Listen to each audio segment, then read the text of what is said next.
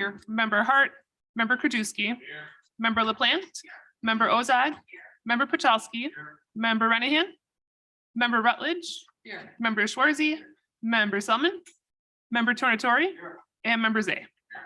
Okay, great. We have a quorum. We move on to our presentations. We're going to have our first presentation, Mary Keating, on food insecurity. Thank you, Mary.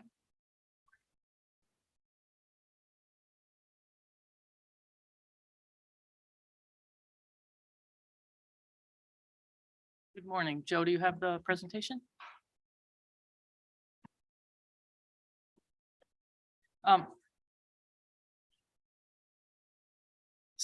Just a little preface. Today's discussion is a result of several board members as well, sort of raising the issue of food insecurity, as well as some of the township and nonprofit food pantries reaching out specifically to some of the board members. You can go to the next slide, please. So today's discussions are, as I said, a result of conversations between some board members as well as some nonprofit and township food pantries about the status of food insecurity in DuPage County. We had some discussions with those organizations and found there's sort of two sides of this challenge. The first is incredibly rising demand. So according to the Northern Illinois Food Bank, in the summer of 2021, their partner pantries averaged about 62,000 clients per month. Now, I should note that those could be duplicated numbers. So if an individual goes to more than one food pantry, they're going to be counted at each of those food pantries. So it's not necessarily individuals, but it's the number of clients seen at individual pantries. But by July of 2022, that number had climbed to 113,000. So nearly doubled in the last 12 months. Next slide, please.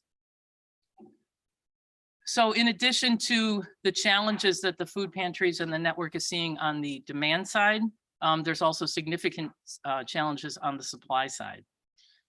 As food costs have risen, food suppliers have decreased the amount of products that they're able to donate. Additionally, due to the supply chain issues, food suppliers are holding on to products longer than they did before they donate them. Consequently, in some cases, donated food can be at or even past its expiration by the time it gets distributed out to the food pantries, making it unusable. That combination of the increased demand and the decreased supply of donated goods has caused the Northern Illinois Food Bank and all of their partner nonprofit and township pantries to purchase more food. It's obviously putting a tremendous strain on their budget. Next slide, please. So the proposal that's up for your consideration today is to allocate $5 million in ARPA funds to help address food insecurity in DuPage County. The ARPA guidelines clearly delineate food assistance as an eligible cost under the community assistance guidelines. The $5 million would be allocated to basically three activities. First, we're proposing a $1.7 million contract to be awarded to the Northern Illinois Food Bank so that they can purchase fresh produce and essential commodities to be provided to DuPage pantries at no cost. This would be a 14-month contract of $125,000 per month. With the reliance on donated goods reduced, NIFB would be able to work with their partner pantries to identify the most in-demand foods and goods, and then identify an allocation method that would improve the reliability and predictability of the distribution of those goods. The pantries will know exactly what they'll be receiving from Northern Illinois Food Bank and when. Currently, under the model that has so much reliance on donated foods, the pantries, Northern Illinois Food Bank really doesn't know from week to week what they're going to have available. And that makes it difficult for the pantries to be able to plan what they need to purchase or what they'll have on their shelves. Additionally, Northern Illinois Food Bank's ability to purchase at wholesale prices will improve the cost efficiency of the entire network. So for example, a food pantry that has to go out and buy a 5-pound bag of apples might spend $9 or $10 on that bag of apples. The food bank, with its ability to buy bulk and wholesale, would be buying that same bag of apples for about $2.50. Next slide, please. The second component of the $5 million ARPA allocation would be $1 million to be distributed directly to the individual food pantries. There are 41 Northern Illinois Food Bank partner agencies that operate 46 food pantries, and that includes both township food pantries as well as nonprofit food pantries. These funds would allow the pantries to supplement what they receive from the food bank. Those items might include things like highly perishable items that can't be efficiently distributed to the larger network, or they could be foods that meet specific dietary needs of the demographics of the clients of a particular pantry. The allocation formula would be created in cooperation with the DuPage Hunger Network, which is a coalition of the township and nonprofit food pantries. It's basically all of the Northern Illinois Food Pantry participants. I've already had a meeting with a representative group of the Hunger Network to kind of brief them on today's discussion and talk about how would we distribute that $1 million. There was a I don't know if I would call it consensus yet, but there was certainly a consideration that what they'd like to see is a little bit more assistance going to the smaller food pantries and not as much to the larger food pantries. If we did a distribution method based strictly on number of clients per month, the top 4 or 5 food pantries would get the vast majority of the funding. Very little would be left for those smaller pantries that may be serving the smaller demographic, a particular demographic, or just are not as well resourced as the larger ones. So after today's discussion, if the 5 million is approved, we'll return to that group, to the DuPage Hunger Network, and really work out a specific plan based on their input. I think the most important component here of that $1 million allocation is, what do the food pantries want to see? How do they think it should be awarded?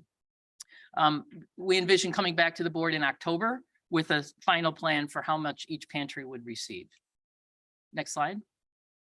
And finally, we're proposing that the remaining 2.25 million be currently reserved for investments that will improve the efficiency and effectiveness of the food pantry network. We know that this ARPA investment is a one-time opportunity, so we want to utilize some of the funding to invest in overall food assistance infrastructure. Some of those investments could be additional refrigerated vehicles. We could be creating distribution hubs to improve the distribution network, or making technology improvements to improve the communications and ordering and tracking of all of the food. Again, these decisions would be made in strong partnership with the Northern Illinois Food Bank and the township and nonprofit food pantries. And absolutely nothing would preclude us from using that 2.25 million for future grants and contracts to purchase more food in 2024 and beyond. Next slide, please. So you'll see on today's agenda, there are 3 items related to this proposal. First is a resolution approving the $5 million allocation. Second, there is a 2022 appropriation of $250,000. That represents 2 months of the Northern Illinois Food Bank contract at $125,000 a month. So that would be for October and November of this year. The remainder of that contract would be included in the 2023 budget appropriation. And the third item on the agenda today is the actual contract with the Northern Illinois Food Bank. If you do approve this allocation, we'll return to discussions with the food pantries regarding the distribution formula for the $1 million allocation and bring that back in October. Finally, we'll begin discussions right away with the network regarding the highest and best use of the remaining 2.25 million to improve the sustainability of the food assistance network. And we'll bring these discussions and recommendations through the Health and Human Services Committee and then back to the board. With that, I'll be happy to take any questions. Thank you, Mary. Member Pachowski, Member Zay, Member Uckoff, Member Schwarzy, and then Member Krajewski and Member Garcia. Go ahead, Member Pachowski. Thank you, Mary. You know, this, I don't understand the formula. Is it based on the number of people that are going to a food pantry? I mean, it's not an equal formula, but those food pantries that have more people participating will get more, and those that are less get less. Is that the correct statement? The sort of the concept that the food pantries suggested, it was actually one of the medium-sized township food pantries who brought this concept up of sort of a cap and a floor, a ceiling and a floor of the amount of funding. So the larger food pantries would get somewhat larger contracts. The smaller ones would get somewhat smaller. But as I said, with 46 pantries, if we did it entirely based on the number of individuals served, by the time we got down about halfway down that list, the majority of the funding would be allocated because the large pantries do serve the largest number. So we want to make sure that we're providing assistance to some of those smaller pantries because they don't have that same kind of level of resources, both in terms of corporate sponsorships or grant writers or some of those other resources that they have that allow them to do a little bit more fundraising than the smaller ones. Are all of our partners in agreement with what you just defined, or is there an issue as far as who should get how much because they have more service to more citizens? So like I said, I had a very preliminary conversation with like a representative sample. There were about 10 or 12 food pantries on the call, small, medium, and large, both township and nonprofit, just to begin the conversation. So no, there is no consensus right now. What we'll do, because it had to be preliminary because I had no commitment from the board of these dollars. And so we'll go back and work with the partner pantries. With 41 agencies, am I confident that all 41 will agree to the formula? The idea is to get a consensus that this is the best way. There's absolutely, what I said to them was, there's no perfect way to make these decisions over how to allocate who gets what, but we'll work with them in strong partnership with them to come up with that distribution. Well, I agree. It should be a consensus. A majority of the food pantries Right. should be part.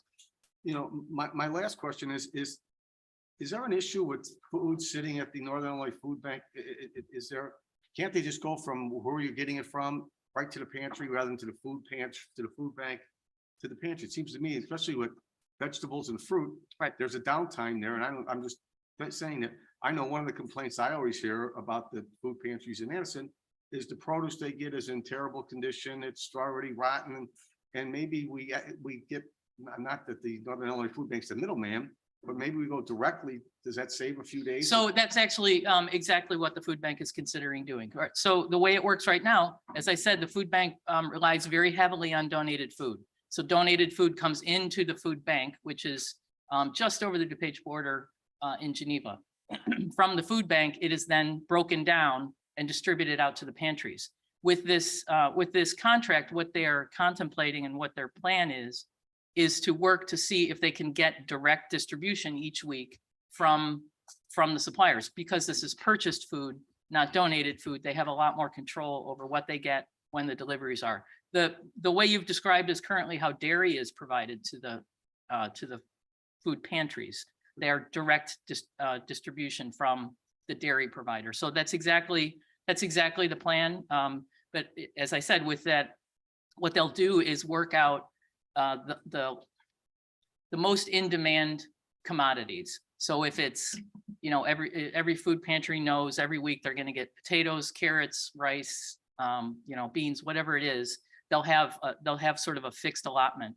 And the food bank, and even if the food bank can't do that direct assistance or that direct delivery from the provider, it will still be a much faster process because they'll know exactly what they're getting. It'll be purchased, so they'll be receiving it much more advanced in its shelf life, I guess would be the And they term. know each week what they're getting. And Yes. because I was at the Addison, they had no Right. no produce, no fruits Exactly. and vegetables, and just boxes and canned goods. And the comment was that by the time we get it, it's already so bad we are basically throwing it out. Right, So- and yeah, and absolutely, that's the food bank acknowledged that challenge, but it comes from the fact that the suppliers are not donating as much, or the food that they are donating they're hanging on to it much longer. So the food that's being rescued, I notice it, I think everybody notices that when you go to a grocery store right now, some of the produce is sitting out longer than it would have been. So you have to use it quicker. Well, that produce is what gets donated to the food pantries and to the food banks. So it's already sort of on its way. It's and by the time it gets to the food pantries, even the food pantries who are going to the grocers directly to pick up donated food are commenting that the food is they have to get it out within a day or two, or it will be spoiled, or it's That's what I've already. heard. They're getting produce and vegetables that are so outdated, so Right. hopefully we can expedite it, maybe get a step out of the process to get it to the That's food ex- yeah. pantries earlier, so Yeah. at least has a shelf life of a few days, rather than having the people at the food pantries taking it and throwing it out because it's garbage. That's Thank- exactly the problem we're trying to solve. Thank you, Member Pachowski. Member Zay. Thank you, Madam Chair. Mary, well, first I want to thank Member Krajewski. Many of us have been getting phone calls who have township food pantries and brought this forward. You know, my concern is, you know, I heard that the DuPage Foundation that we gave $10 million to denied Northern Illinois Food Bank a $1.5 million grant. I mean, that's alarming. I mean, we give money to them to help the people. And I am really shocked and surprised at all this federal money that's not trickling down to the most neediest people in our areas in DuPage County. I don't understand why they would deny it. I know there's some other form, but once we gave them that money, we lost control, where we know what the good work that Northern Illinois Food Bank does. I mean, I don't know what kind of paperwork there is, but to deny it instead of picking up a phone and calling them and saying, hey, you didn't check box, 5 and 8, and we're going to get you your money, is alarming. And then also that they're not serving, DuPage Foundation is not serving the smaller charities that we used to give money to our $1 million grants all the time. That maybe, it's no big deal to anybody, but 35,000 or 15,000 was big for their charity and help a lot of people in their community. So So I think we got to take a look at that and see, we've lost control of that. And if it's not doing what we designed to do it, we need to bring that back in-house. So I'll start with your second point first. The DuPage Foundation Transformational Partnership Grants required 2 years of audited financial statements. That's directly a requirement that we carried over from our Human Services Grant Fund. It's no different than the way we vetted organizations with the Human Services Grant Fund. We have always required audited financial statements for nonprofits from that fund. So that was carried over from our previous requirements. We established that requirement with the help of the county auditor probably 7 or 8 years ago to say, hey, how do we make sure, what's the best way to be confident in the financial viability of the organizations that we're supporting? So that's the second point. So that was not, and I will say, I serve on the committee. I do serve on the selection committee for the Transformation Partnership. So as does Member Renahan. So the county does have a significant role to play. So the audited financial statements was a requirement that we brought forward from the Human Services Grant Fund. Secondly, in terms of the $1.5 million application. So the Northern Illinois Food Bank did receive a grant under the first round, which was the immediate intervention grant. About $280,000 in total went for food of the $1 million that we did in the first round, which what we were calling those immediate intervention grants, which was to get funding out as quickly as possible for things like food, housing, but we have food insecurity, housing instability, mental health, and substance use. Those are the four categories. So in the first round, it was about $1 million. It was and 280,000 of that went to food assistance. The remaining going to housing instability, and about 500,000 went to mental health and substance use. The second round of applications is what we're calling the transformational grants, which are, the idea behind that is grants that really change the way services are delivered, the way that organizations can change the demographic that they're serving, or something that will be really a long-term investment that will be really transformational for the organization. That's the process that we're going through now. There's about $4.5 million that will probably get allocated through that round. It was a two-step process. The first is a letter of intent for all the organizations who are interested in those funds. The grant, could somebody grab my bottle? It's right, thank you. Thank you. The grant committee reviewed all of those LOIs and went back to all of the organizations that we had questions on, and the Northern Illinois Food Bank was one of them. I would be happy to have an offline conversation with you, but there were absolutely conversations with the Northern Illinois Food Bank about the application that they submitted, and the committee had significant questions about how this was a transformational grant, what specifically the funding would be used for. I am confident in both the individuals who serve on that. I'm not the only person on the grants committee. I am one of, I think there's 6 of us. I'm very confident in the intentions of the others who serve on that committee, as well as the process that we followed. I think the Northern Illinois Food Bank was certainly disappointed that they were not invited for the full application. However, I believe that the application that they put forth did not meet the, I hesitate to, did not meet the spirit of a transformational grant. It was not looking at long-term solutions, the kinds of things that we're frankly talking about putting in the 2.25 million. Distribution hubs, refrigerated vehicles, significant technology. Those are the kinds of things that we want to invest. As I said, all of these ARPA funds, this is all a one-time opportunity. And so I understand your concern about the food bank not being invited for that full application. We're still in the review process of the applications that did come in, but I'd be happy to lay out the specifics of what the concerns were. Mary, that sounds like bureaucracy at its best. Well, we didn't do this, we didn't do that. Ultimately, it's about feeding people, ultimately, and we hear about it at our level. And as we move forward, I think this board needs more oversight on what goes forward with this $5 million. I know Member Krajewski might have a suggestion later, but again, we need to get out of our own way methods of, well, you didn't check this box, you didn't do this, you didn't do that. Ultimately, it's about feeding people, and transformational and all this other stuff is great, but that doesn't mean anything to somebody that's, their kids are going to bed hungry at night because Northern Illinois Food Bank couldn't get money to get it to the townships, to get it to the local charities. So they would have, produce or vegetables or anything else there at their food pantry. So I appreciate it. But again, I think once this board loses control, then, we have to find an alternative to make sure that our residents, the ones that need it the most, are getting food and make sure they're being taken care of. Thank you. I would just like to point out that the DuPage Foundation funding is not the only way the county has been supporting food assistance over the last couple of years through other funds like CDBG, CSBG, the coronavirus relief funds. We provided $2,038,000 in relief to food pantries through the grants that were run through my department. Through the LARPA grant, we provided $842,000 just for township food pantries. And for this next round, there are about, there are funds of, hold on a second. There are 3 grant applications that have been approved for the second round for the transformational grants because they were short. So that $5 million to the DuPage Foundation is absolutely not the only way we're supporting food insecurity.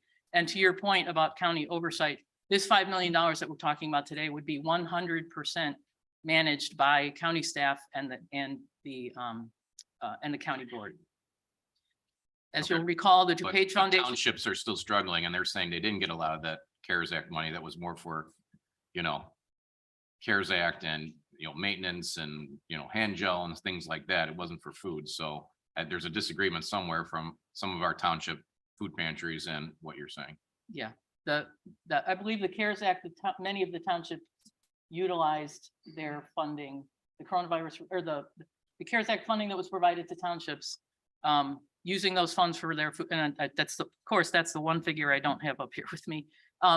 Many of the townships did use those local funds that were allocated on a per capita basis. They did use that to support their food pantries. And in the ARPA funds, we have provided about $850,000 specifically to Addison, Milton, Wayne, and York townships, specifically for food pantry operations. I don't mean to be, I'm not trying to be argumentative. I'm just pointing out that we've been providing assistance to food pantries through multiple channels. Thank you, Member Zay. Member Aga. I just had a question about your first slide. That talked Mhm. about how many average clients per month. It seems to be only a snapshot of about 13 months. How does the current request for services compared to like over the last 5 years? Is it coming back up? Is it flat or? I know it's significantly higher. I would have to go back and look at, figures from 2018 or 2019. This is what the figures that were provided by the food bank. I requested specifically for, how are things looking? I think, to me, the most dramatic thing about that increase is that as we start to come out of the pandemic, as unemployment has dropped, we're not seeing a drop in folks looking for food assistance. Yeah. We're actually seeing a dramatic increase. Yeah, And and that- obviously the cost of food, the cost of gas, things, there's a lot of factors that go into why someone feels that they need to go out and seek food assistance for their Yeah, families. that was my second question, is because it seemed to me like as we're coming out of it and the unemployment rate drops, that these numbers should actually drop as Right. opposed to going up. So is there some main driver for that? Just inflation? I think it's I think it's inflation. Is there a cutoff for income purposes for like a single person, family of 4, family of 2? Food pantries do not require any type of income. Many of them ask for that information on a voluntary basis. They use it for reporting purposes, but they do not. And if they are getting I believe if they're getting federal commodities, they are prohibited from asking income. The philosophy, the philosophy for most food pantries providers is if someone believes that they need food, that their family needs that, it's very difficult for people to come to a food pantry the first time. It's a very humbling experience. And so the approach is that individuals who feel that they have that need are served by the food pantries. So they don't require income documentation. Many of them do ask clients to voluntarily provide that information. And when they do, the vast majority, if not all, are very low income. Or what? Well, very low income, I mean, and most are working. but there's no follow-up verification on any of that, right? Just the honor system? Correct. Then my last question is, I know we've had conversations before about food pantries, and I got the impression from you that there are people who go from food pantry to food pantry to food pantry. Is that true, number one? And if it is, why can't they just get all their needs satisfied at just one? So most food pantries have a limit, so you can you can receive basically maybe 2 forms of protein, 3 gallons of milk, X number of canned goods. And so no food pantry can, feed an entire family for entire week's groceries. They would run out of food very quickly. So they cap what you can get. So you'll go to a food pantry and you'll get, 2 bags of groceries, whatever it is. Food pantries do set the amount of food that you can get based on your household size. So a single person is going to get less food from a food pantry than a family of 5. So wouldn't it make more sense instead of having some person go to 3 different spots to just open it up a little bit more, so they just have to go to 1? That would require all 46 food pantries to be fully integrated into some sort of technology system so that they knew who had been to what pantry. Yeah. Each Because pantry can really only control who comes in through their door and what they're getting from that organization. well, I know this is a little bit of a stretch, but when we were talking about opioids and things like that, and how many people would go to pharmacists to get different prescriptions filled and get more, I thought that technology was in place for them, and I was wondering if there's anything in this proposal to do that for food pantries. Again, that 2.25 million that we're talking about is potentially for things like technology investments. Whether the food pantries would want to be tracking individuals across the network, I don't know what the philosophy is. I can't speak for those organizations. But better tracking of You their think it's own a good individual idea, they'll clients. think it's a good idea. I'm sorry, what? I said, if you think it's a good idea, they'll think it's a good idea. Thank you. Yeah, if I may and I'm just going to interject a little bit. When we're talking about opioids and food, opioid is a substance that is illegal, that is dangerous. Food is a necessity. So I don't know that we want to track people that are going to food pantries to get food. Also, You're missing my point. I understand your point. No, you don't Also, understand my point, or you wouldn't have made that comment. also, My I, point is to let people try to go to one spot instead of multiple spots to get their food needs. It's more efficient for them, and it's more of a protective system. well, right, but if we have one family that's taking up more food, there may not be enough for everybody. And I have been and worked at a food pantry where they've pre-bagged the groceries and then they hand them out to the families that come. So, and those people that are on, there's some people that don't qualify for certain benefits. I saw it at my kids' school where there were kids that were right on that border. It was hard for them to pay for their school fees and things like that. So if they can go to a food pantry and get some food assistance, that helps their family with their rent, with their heat, with other bills that they have. So we have to keep a little bit of And an I'm sure open with mind if we're gas talking prices about being this. so high, they appreciate going to 3 or 4 different spots instead of one. Thank you, Member Eckhoff. Member Krajewski? Oh, I have, okay, Member Schwartzy, then Member Thank you. Krajewski. Actually, my questions have been asked and answered. Thank you, Member Schwartzy. Member Krajewski? Thank you, and thank you, Mary, for putting this together pretty quickly.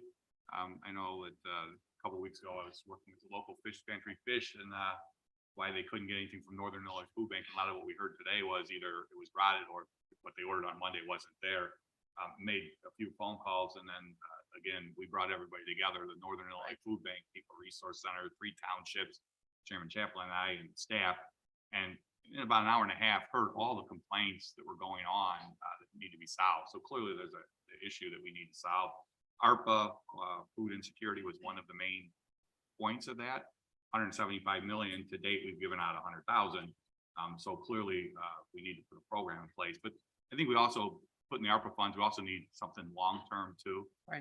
And I agree with Member Zay, and I wasn't a big fan of the DuPage Foundation. I did go out with Member Garcia and Member Chaplin to a tech presentation at the Hinsdale Family Center. I think it was $20,000, and we were there, and the foundation came and made a big presentation as if they just did all this for them and kind of ignored us on the side there. And it was hard money that we actually gave, but whatever, they got the money. And we can save that for another day.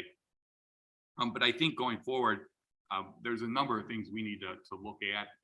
And hence I talked to Nick and well, you too also about making sure we had an out clause with Northern Illinois Food Bank.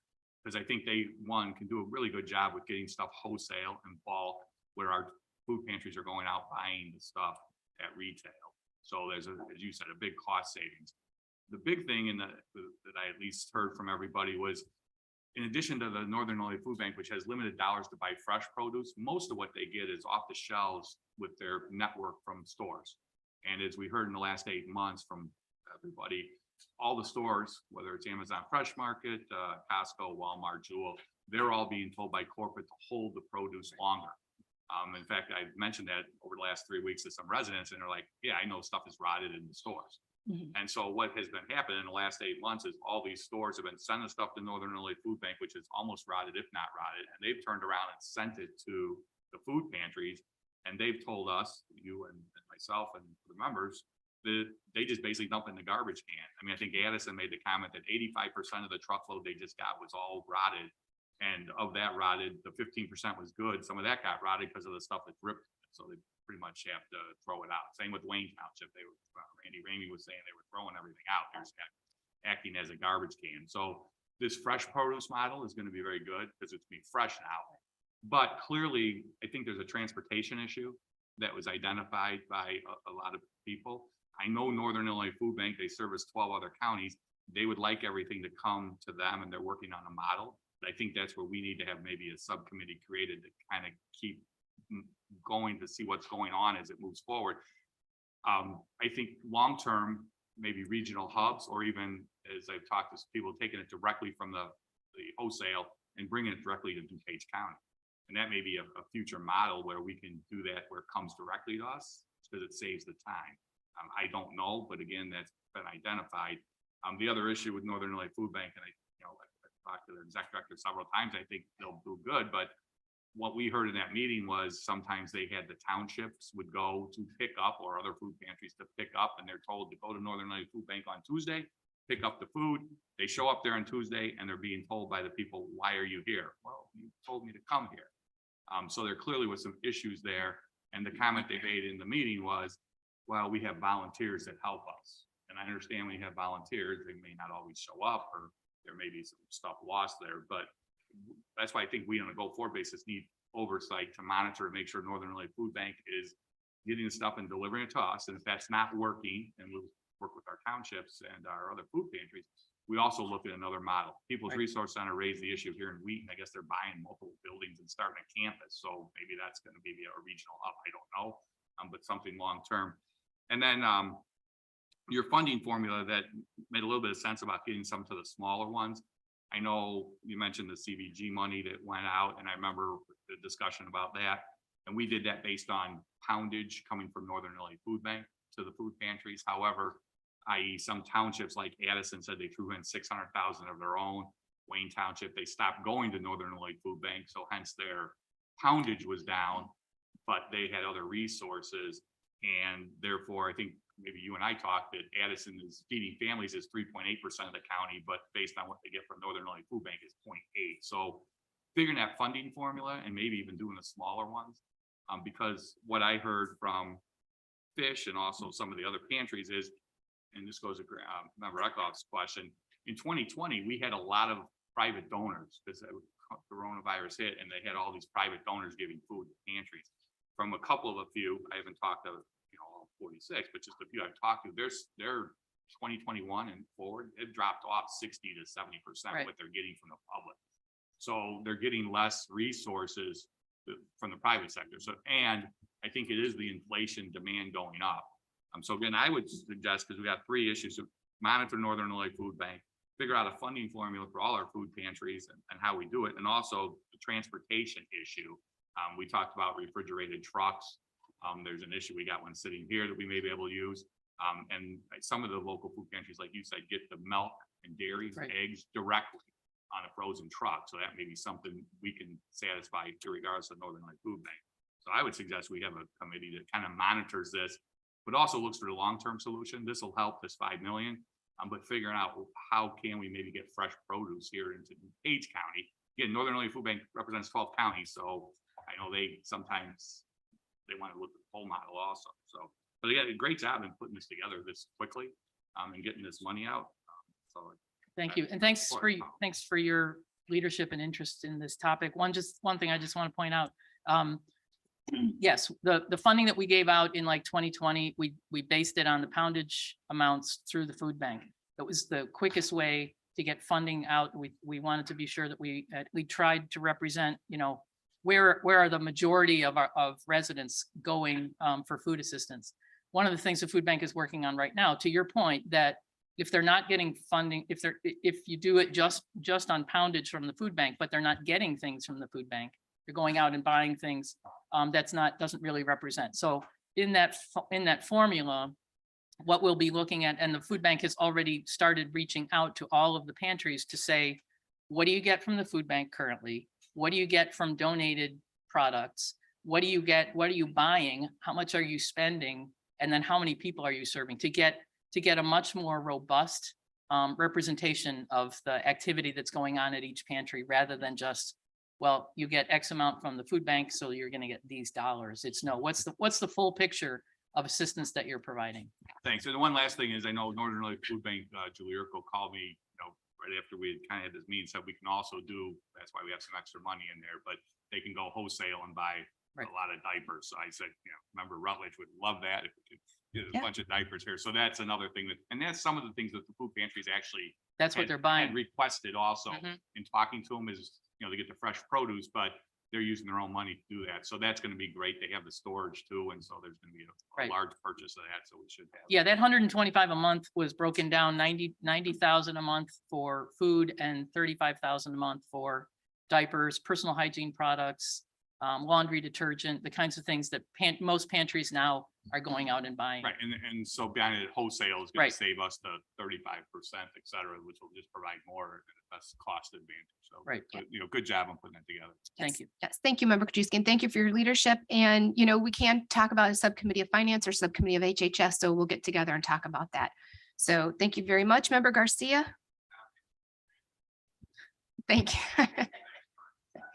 Member Garcia, go ahead, please. Thank you. Thank you, Mary, so much for all the facts you've delivered to us today. I'm so appreciative of and how quickly, we got leadership. I have to thank Member Krajewski and Member Chaplin for coming together and doing this. They had talked to me about this previously. And I have to say that I've had experience. I've been working at a Lyle Township food pantry, a vegetable garden since 2017. So I give the fresh produce to them, and I am seeing an upswing in the amount of people that are now lining up for the food pantry. So there's definitely been a change since 2017. And the fresh produce that's going into our compost. So at least we're going to get dirt out of it, but that's not going to help feed anybody. So so we definitely need to do that. One question I had, one more quick comment I had was, I've attended both the transformative check presentation at HSC and also the people resources. They're also feeding people. So we have to make sure that some money is going to feeding people too. So what we're doing now is going to feeding people. Local farmers, is there anything that Northern Illinois, and maybe this question that or maybe I need to go to them, I don't know. Are they working with local farmers to get fresh produce to us at a quicker pace than we're maybe getting or something? So I don't know the answer to that question. I know that many individual food pantries have sort of community gardeners that are donating food. Whether or I don't know where the Northern Illinois Food Bank, I don't know who their produce supplier is, but I could certainly ask them. Okay, yeah, I would like to just know that because I think it would be great if we had a whole circle of everybody helping everybody in this area and all DuPage County and all the counties around us and stuff. So, but I'll definitely be a yes on this. I think this is a great thing, and food security is something that we really need to be focused on here at the county. Absolutely. So thank you so much for all of your information today. Thank you, Member Garcia. Member Ozag. Thank you.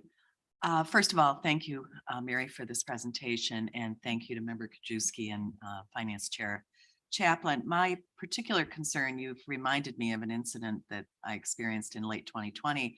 One of our local townships, he's no longer in charge, but I had made several phone calls begging them to spend our CARES money. And if you recall, there were several townships that did not spend the money. So I understand that was not directly food pantry related, but my question, and I'm not quite clear, you said that I'm concerned about accountability and you said 46 food pantries. That's a lot to coordinate in terms of knowing that the food is getting to them and getting out.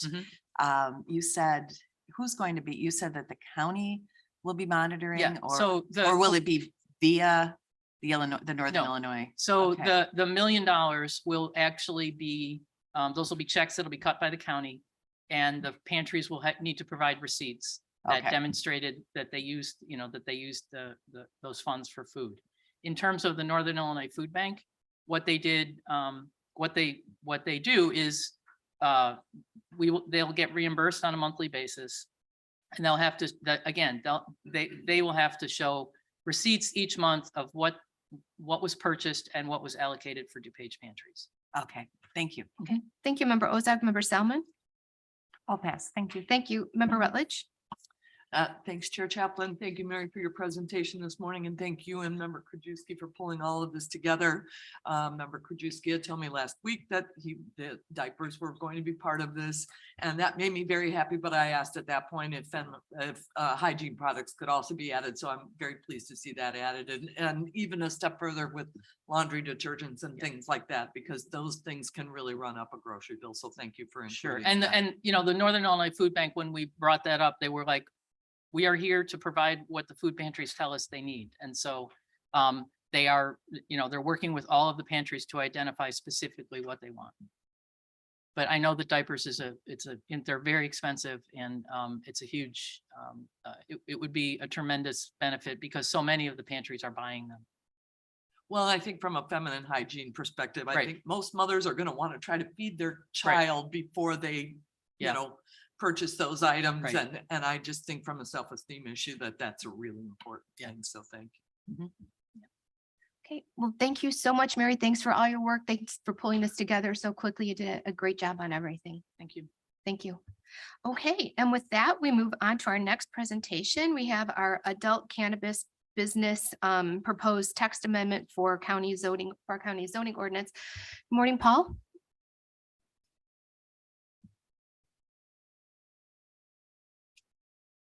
Good morning.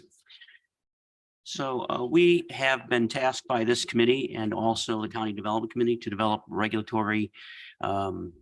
develop regulations relative to adult use cannabis businesses. What is before you today is a PowerPoint presentation that will also supplement a document that's in your Development Committee package that has that contains the actual verbatim text amendments that we're proposing that came out of the Development Committee last week. The Cannabis Adult Use Cannabis Act was passed by the state in 2020, January of 2020. And in that act, it gave local governments the ability to regulate adult use cannabis where there is a compelling government interest. So the county does have the ability to place certain types of regulations on adult use cannabis businesses. In 2021, that act was amended. There were certain specific state guidelines that dealt with distance requirements to certain types of uses. And in 2021, that was amended to remove those protected distance requirements from those protected uses. And then in June of this year, the county adopted or opted into adult use cannabis, and that's what brings us here today. There are 5 types of licenses that are issued by the state. For purposes of categorizing them for our regulatory action, we've divided those into 2 groups. We've divided those into the growing groups and the retail components. These definitions that we have here for you today come directly from the Illinois state statutes. We'll be adopting those we're proposing to adopt those in our zoning ordinance regulations as well. Just a brief overview of the different types of 5 licenses in the growing category. There are 2 types of licenses. There is cultivation and craft grow. The general difference between the 2 is that in cultivation facilities, the state allows up to 210,000 square foot of building to have grow area.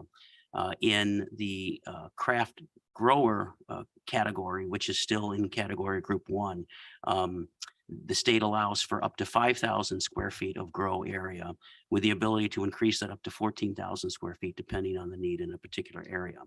Incidentally, in all of these types of facilities, all the activity has to occur inside an enclosed building, whether it's cultivation, craft grow, or the retail component aspect of it. They all have to occur in an enclosed building.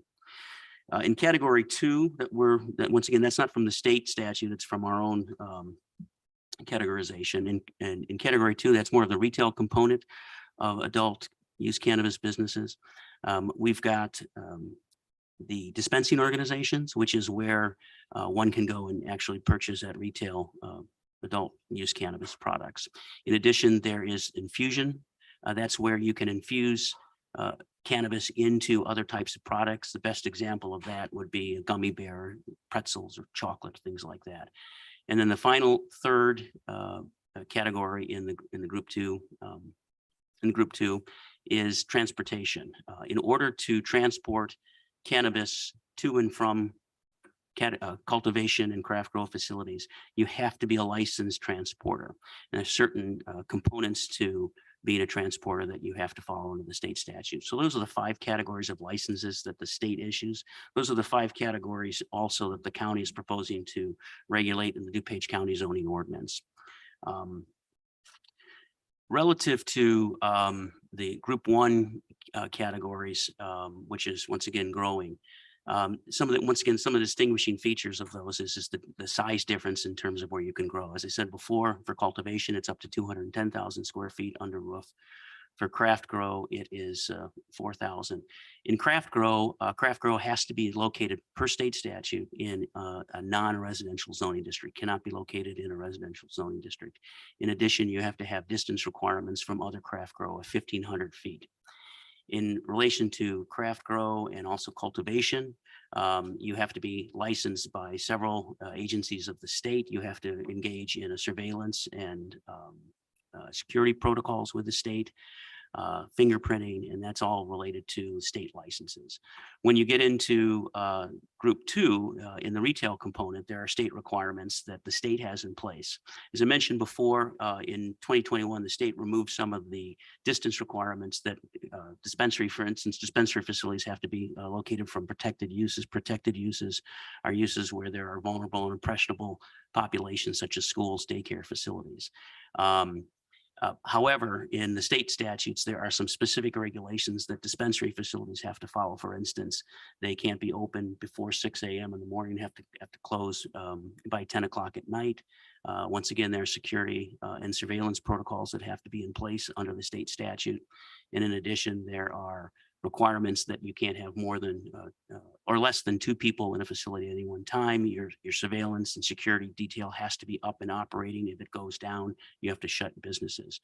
Those are all contained in state statutes, and the relevance of those very specific state requirements, we are proposing to have someone, as part of our zoning regulations, provide an affidavit, a signed notarized affidavit to us, showing in all 5 categories that they are in compliance with state statute and they have the right to apply to the local jurisdiction for one of their specific types of licenses. I'm going to bypass slide 9 for just a second and go to in your packet. We have a picture of some facilities, growing facilities down in Lincoln, Illinois, and also a dispensing facility in Addison. This is generally what they look like. They are new facilities. They typically don't go into the larger facilities are new builds. The smaller dispensaries typically go into in the ones that we have in DuPage County. The 10 that we have in DuPage County go into industrial facilities. And once again, everything is contained inside a facility. Nothing can be grown or dispensed outside. If we can go to the next slide, please. Relative to the DuPage County zoning regulations, these have been vetted just recently by the County Development Committee. And relative to both Group 1 and Group 2 types of facilities, the growing and the retail facilities, the County Development Committee has recommended to this board that the proposed regulations are generally as follows. In all instances across the 5 categories of uses, we are proposing that they be allowed as of right, permitted in all non-residential zoning districts. In DuPage County, that would be Business 1, Business 2, Office Research, Industrial 1, and Industrial 2. We are proposing that all 5 categories be restricted and prohibited from operating or selling in any residential zoning district. In addition, per state statute, everything be enclosed in an enclosed building. One of the other things that was of a concern to this board and the County Development Committee is that any of these 5 types of businesses not be located in an area where people could get to them going through residential neighborhoods or driving on streets through residential neighborhoods. In addition, to try and ensure that these facilities would not be located generally in downtown cores of a municipality. So what we're proposing to do is place all of these facilities on what are called other principal arterial roadways, as defined by the Division of Transportation's 5-year transportation plan. In the past, we've talked about arterial roadways. It's the same type of roadway, just different nomenclature. The types of roadways essentially are roadways that carry over 25,000 movements a day. Route 83, Route 53, Napier Boulevard, Route 59, Lake Street, Army Trail Road, North Avenue, Butterfield Road, and 75th Street are examples of the types of roadways that we are proposing to put these on. For the most part, in order to get to these facilities, you would not have to drive through residential neighborhoods. And for the most part, you wouldn't be driving through the downtown cores of any of the municipalities. Relative to the craft grow and the cultivation facilities, we're requiring that these be located on properties that are at least 5 acres in size or greater. And the reason for that is that these facilities are allowed, as I said earlier, up to, in the case of cultivation, 210,000 square feet of building area. In the case of craft grow, from 5 to 14,000 square feet. So they need a great deal of land in order to engage in their activity. So we're requiring that to be on at least 5 acres of land. And in terms of bulk regulations, that's distance that they are from adjacent properties, requiring that they be at least 150 feet from front property lines and 30 feet away from all other property lines. In addition, that these Group 1 craft grow and cultivation facilities be at least 2,500 feet from what we're calling protected uses. Those would be uses where there are populations that are vulnerable and impressionable, such as schools and daycare facilities, so that these facilities would be at least 25,000 lineal feet from those types of facilities. Relative to group 2, which is the retail type of facilities, that's the dispensing facilities, the infuser facilities, and also the transport facilities. Once again, we're requiring that they be located all in a non-residential zoning district, that they be allowed as of right permitted uses in those non-residential zoning districts. That they be on properties that are at least 25,000 square feet in size. The rationale for that is that the minimum lot size that we have in our smallest non-residential zoning district, that would be the B1, is 25,000 square feet. And the reason we're requiring that they be at least 25,000 square feet is that what we've gleaned from the other 10 facilities that are operating in municipalities is that there are some parking issues and there's some on-site circulation issues. And part of the reason for that is that when these first operated, they went into industrial zoning districts and municipalities really don't have a lot of retail parking and retail access in there. So we want to make sure that there's at least enough land in order to accommodate the parking and site circulation needs of these facilities. In addition, the state statute requires that dispensing facilities be located at least 1,500 feet from another dispensing facility. So we're requiring that in our proposed regulations as well. In addition, we're requiring that there be a distance of 1,500 feet from protected uses, daycare facilities, secondary and primary schools of 1,500 feet, rather than having two different distance requirements from other dispensaries and protected uses. We've decided to require 15 feet. That provides enough distance from these types of proposed uses to these other protected uses. If we could go to slide. So those are the general regulations that, as I said in our memo to you, that is in the development committee packet for finance committee today for consideration. We have the verbatim language that shows you where all these things are located in the various zoning districts. When these regulations are superimposed on properties in the unincorporated area, if we could go to slide 9, please. We have found that there are approximately 107 sites in the unincorporated area that would qualify for the group 2 retail type activities, candidate sites. And there are 8 sites that would qualify for the group 1 growing, craft grow and cultivation facilities. The way that the state categorizes licenses for sort of the main activity of adult use cannabis, which is dispensing, is through Bureau of Labor Statistics region. The county is in BLS region number 5. There are 17 BLS regions in the state. DuPage County is in the Chicago, Naperville, Elgin district number 5. There are a total of 500 dispensing licenses that have been allocated by the state over the course of the entire program. To date, there have been, in the first wave, there were 110 licenses that were issued in 2000. The county, as I said earlier, has 10 in the incorporated areas. Just recently, there are 185 of these licenses that were made available. They're called conditional licenses.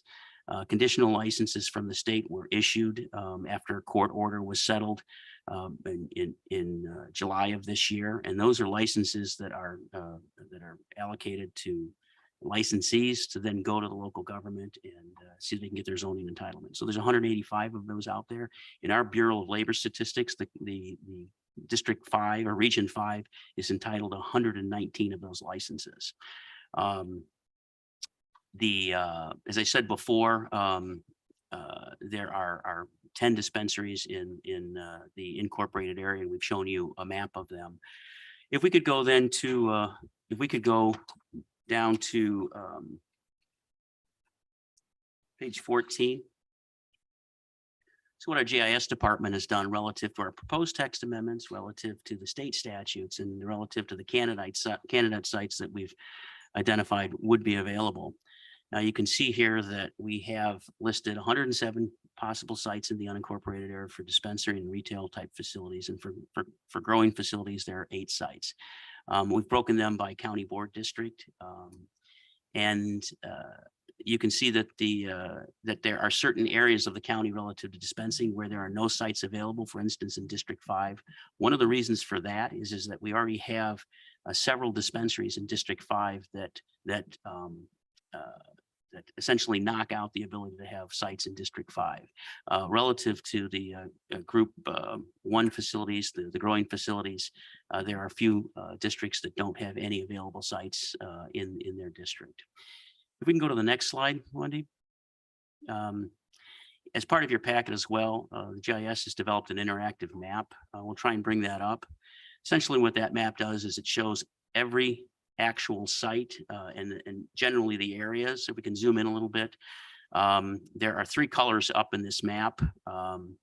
The orange color depicts the dispensary and retail sites that are available. The yellow areas, the yellow circles indicate, or clusters indicate, where the cultivation and craft grow would be allowed to locate or would be candidate sites. The D up there indicates the existing 10 dispensaries that are located in the incorporated area. And what you can do, we don't necessarily have to do this today, but what you can do is you can move in and out of those facilities and drill down to the actual site, find out where it's located, see ownership, parcel number, information like that. We just wanted to provide this to you so you could actually see the actual sites. You can grab the address off of the site and go to Google Map and actually take a look at the site itself. As I mentioned earlier, we've got a separate memo to you in the Development Committee packet. The Development Committee has recommended to this board that what is before you be recommended for approval to take to public hearing before take to public hearing. And at the request of the Development Committee, we have set up a public hearing for September 27th, a Tuesday night at 6 p.m. To have this discussed. All amendments to the county zoning ordinance have to be vetted through a public hearing before our zoning process.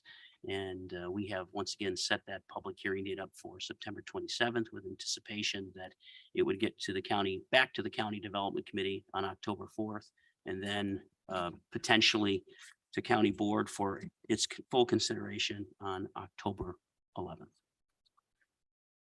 With that, Madam Chair, I'm done. Thank you. So I have questions. I see Member Schwartzy and Member Covert. Member Schwartzy, go ahead, please. Thank you. Thank you very much for the presentation. My questions are regarding the cultivating stipulations. You mentioned that we're going to be recommending cultivating centers need to be on 5 acres. Is there a current state statute for how big those lots have to be? There's not. The reason we chose that is that these are growing activity, and when the county develops zoning regulations, we want to have a reasonable nexus as to why we're creating a regulation. And the closest nexus we were able to find to growing activities in the state statute and in our own county zoning regulations deals with agricultural activities. And under the state law, the minimum state law and the county zoning regulations, the minimum lot size for an agricultural type activity is 5 acres. And in addition to those setback requirements I talked about, 150 feet from the front property line, 30 feet from all other property lines, those also come from state statute and our zoning ordinance as well. So that's where we came up with that nexus. And just confirming though, the state has no guidelines on the size of that property at all. That's correct. Thank you very much. Thank you, Member Schwartzy. Member Covert. Thank you. Thank you for your presentation. I had a question regarding the potency of cannabis. Is there any state regulation or county regulation ordinance or anything that regulates how high the THC content can be? There is. That all comes from the state statute. We're not proposing anything in our zoning regulations. As I mentioned earlier, in order for someone to at least apply for a building permit, as these uses are proposed to be as of right, in order to apply for a building permit, you'll also have to have a signed notarized affidavit indicating that you comply with all state statutes. And there is a myriad of state statutes that come into play before you can even get your license from the state. That would be one of them. Do you know that number, or do you know? I don't. I could get that information to you though. Thank you. Thank you, Member Covert. Member Zay. Thank you, Madam Chair. Thank you, Paul. I'm obviously concerned when you brought that map up that, 55% of dispensaries are in District 6 and 63% of the cultivation sites are in District 6. So I think putting in some kind of geographic area, 5,000 square feet or whatever you guys want to do, 5 acres is good, because I guess we do have 2/3 of the forest preserve in District 6. I guess we don't want to have 2/3 of the cultivation sites on top of each other. You know, it's green, yeah, but it's different kind of green. It actually turns brown, but again, I think by going through the process, we can have people that be able to go out and say, hey, we're following our normal zoning process. We're not taking any shortcuts. We're doing what we do when any kind of zoning we have. So you said the 27th is the first ZBA meeting, public 27th, hearing? 27th of September, first public hearing. Okay, thank you. Thank you, Member Zay. Any other questions? Comments? Oh, Member Krajewski, go ahead, please. Yeah, good job on that presentation. See it a second time for development, but I know the 180 days is running on all those licenses that have been let go. It's July 22nd. Have we been able to track down any more that have potentially opened up? I know I talked to Willowbrook and they have one coming. But do you know if any other ones are going in municipalities? We're not aware yet. We're only aware of the Willowbrook one. As I said before, I believe the Willowbrook license is part of the original The first, 110 one wave, extra one that's but still we're not out aware. there. Correct. Okay, because I mean, they're gonna be coming, and they got 180 days to find their location and have their zoning approved, so. That's correct. We're gonna see, just curious, because each one probably is 300 to 400,000 for the county. Thanks. Thank you, Member Krajewski. I have Member Ozag and then Member Tornatori. Paul, just off the top of your head, how many municipalities have said no to cannabis activity? So depending on how you break down the county municipalities, because we have a lot of fingers that come into the county, but essentially we've got 17 that have opted in Okay. of approximately 27 full communities in the county. So 10 have opted out. There are a few that come in and touch, like St. Charles, Batavia, but essentially 17 have opted in. And Correct. 10, about 10 or so. Based, if you start with the base of 27 municipalities, I know we have more that touch us, but Right. Okay, thank you. Thank you, Member Ozag. Member Tornatori. Thank you, Madam Chair. I wanted to bring this up now as opposed to when we do the action item, just a thing in the interest of time. The Development Committee had a consensus to send this recommendation to Finance. And then essentially the way it's going to work, for those of you who weren't at that meeting, is to go from here to a public hearing, presumably at the zoning hearing officer or zoning board of appeals, whichever is the will of this committee, and then ultimately back to development and to the county board. The consensus, however, was subject, if you will, to some concerns that were raised by the state's attorney's office regarding how the timing issue was being laid out. And that concern was, do we, for lack of a better word, expedite the process to ultimately get back to county board, or use the more traditional way of doing this, which is to notice it, do the appropriate number of days in terms of the notice, and ultimately get back here.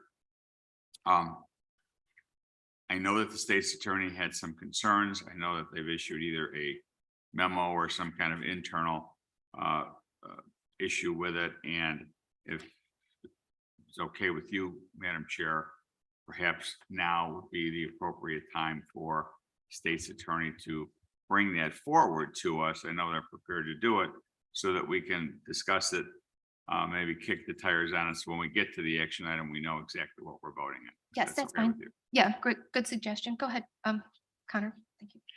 And look, I'm sorry, just so we understand the timing, the way it's being proposed now is these ZHO hearing on September 27th, back to Development Committee on October 4th, back to County Board on October 11th for the final vote. If we were to take what I'm calling the more traditional route, then ultimately it would still go through the same committee process, but get here 2 weeks later. Am I correct with that, Paul? that's correct. Okay.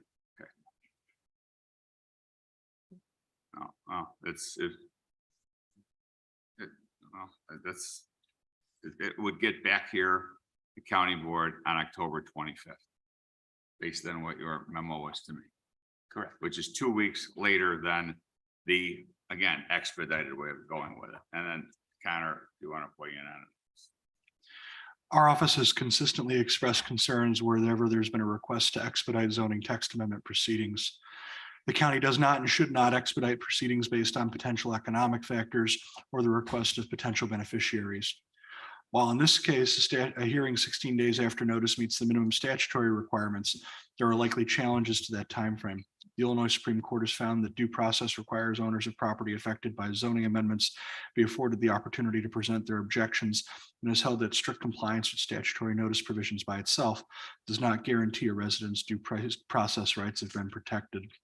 Additionally, if the county decides today that these text amendments are to receive the minimum notice period required by law, then the county must be consistent going forward and ensure that all future matters of this scope and interest receive only the minimum notice required by statute. Member Krajewski. Connor, isn't every case facts and circumstances? You mean all cases factually and Well, you look at the facts and circumstances and then make your determination, correct?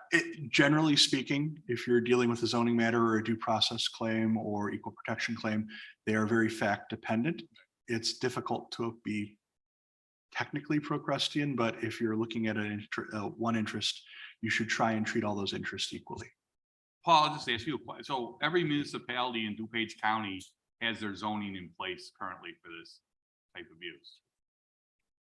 Yes, either opting in or opting out. And as of right or Correct. conditional use. Every single county surrounding us already has their zoning in place for this type of use. All the collar counties do, yes. And so DuPage is the only one who has not done that. And we're trying to just catch up to every other county and municipality. I still don't see an issue of that we're trying to rush this. Yeah, thank you. I have member Turner Torrey, then member Rutledge. Again, for those who weren't at the development committee, part of the concern from the state's attorney's office was that there is a particular property and property owner who is pretty much up and ready to begin running and has been very active in communicating with members of the development committee and others to try to get us to get to the ultimate goal, which is our signing off on the text amendment at county board. I think, and Connor, you correct me if I'm wrong, or anyone from your office, that if it appears that we are moving forward in a manner that would be advantageous to a particular property owner, that could be deemed to be special. Special legislation, if you want to call it that, is frowned upon. So that's the concern that I believe the state's attorney's office has had. That's a concern to me only because it's a concern to them. I think ultimately we're going to get to the finish line. It's just a matter of whether or not we want to move in a manner that might be considered by some to be pushed from some property owner's agenda, if you will, good, bad, or otherwise, to move this a little quicker than we might otherwise do. And at the end of the day, we're talking about a 2-week difference in time to do it more quickly, which apparently is some concern to the state's attorney's office, or to go the more traditional route, which then alleviates that concern. I think we perhaps, Madam Chair, at some point after we kick the tires on it here, come up with a consensus so we know what we're voting on when we get to the action item. Thank you. I have member Rutledge, member Zay, and then member Garcia. There we go. Thank you, Chair. While I appreciate the cautions that the state's attorney is giving us, that is their job. And I appreciate that from them. I do want to remind people that there is a time clock on this, that these licenses were issued to disadvantaged business owners in the state to try to level the playing field on at least this particular big business. So I think that is the reason that we are looking to move this along as quickly as possible. It's that those business owners deserve the peace of mind knowing that we are working to get them to their end place as quickly as we can. Thank you. Thank you, Member Rutledge. Member Zay? Thank you, Madam Chair. First, I'm a few classes short of my law degree. If we do go the expedited way, the little quicker way, and somebody does file suit, does that then stop the process completely? At that point, if somebody files suit on that, would we be hurting ourselves ultimately if somebody did file suit and it would stop that application? It depends. If you It tried to it takes a put few more injunction. law classes to get to be able to say it depends in answer to a question. But it would depend on what the nature of the suit is, what relief they seek, how they proceed about it, and when it's filed. If they filed an injunction on the application? would that Um, stop it? I did watch LA Law when I was younger.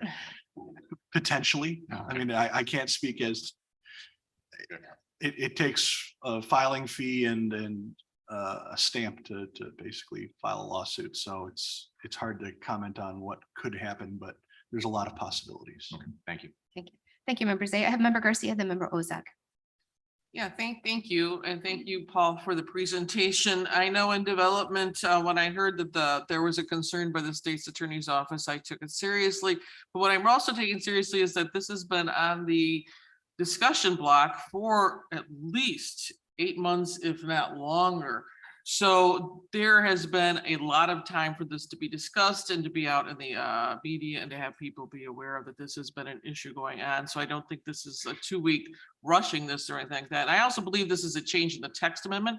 I'm not doing it for a specific business. I'm doing it for a change in the text amendment. That's why I'm doing it. So I would be in consensus of doing the expedited. Thank you. Thank you, Member Garcia. Member Ozak? I really feel that in the interest of fairness, and I was also on the Glen Ellen Zoning Board for 6 years, that I think we do need to postpone because what Connor just mentioned in terms of a potential lawsuit, notifying neighbors to the sites, et cetera. I don't think 2 weeks in a 180-day span is going to make that big of a difference, and it would probably insulate us from further trouble. So I'd be in favor of doing it the usual way. Thank you, Member Ozak. Member Krajewski? Just real quick, Paul, because in development, when I think Member Rutledge asked the timeline, you'd laid it out, it was going to be November 15th. Right. Now it's changed to October to satisfy the state's attorney. It's moved up now to October 20 something.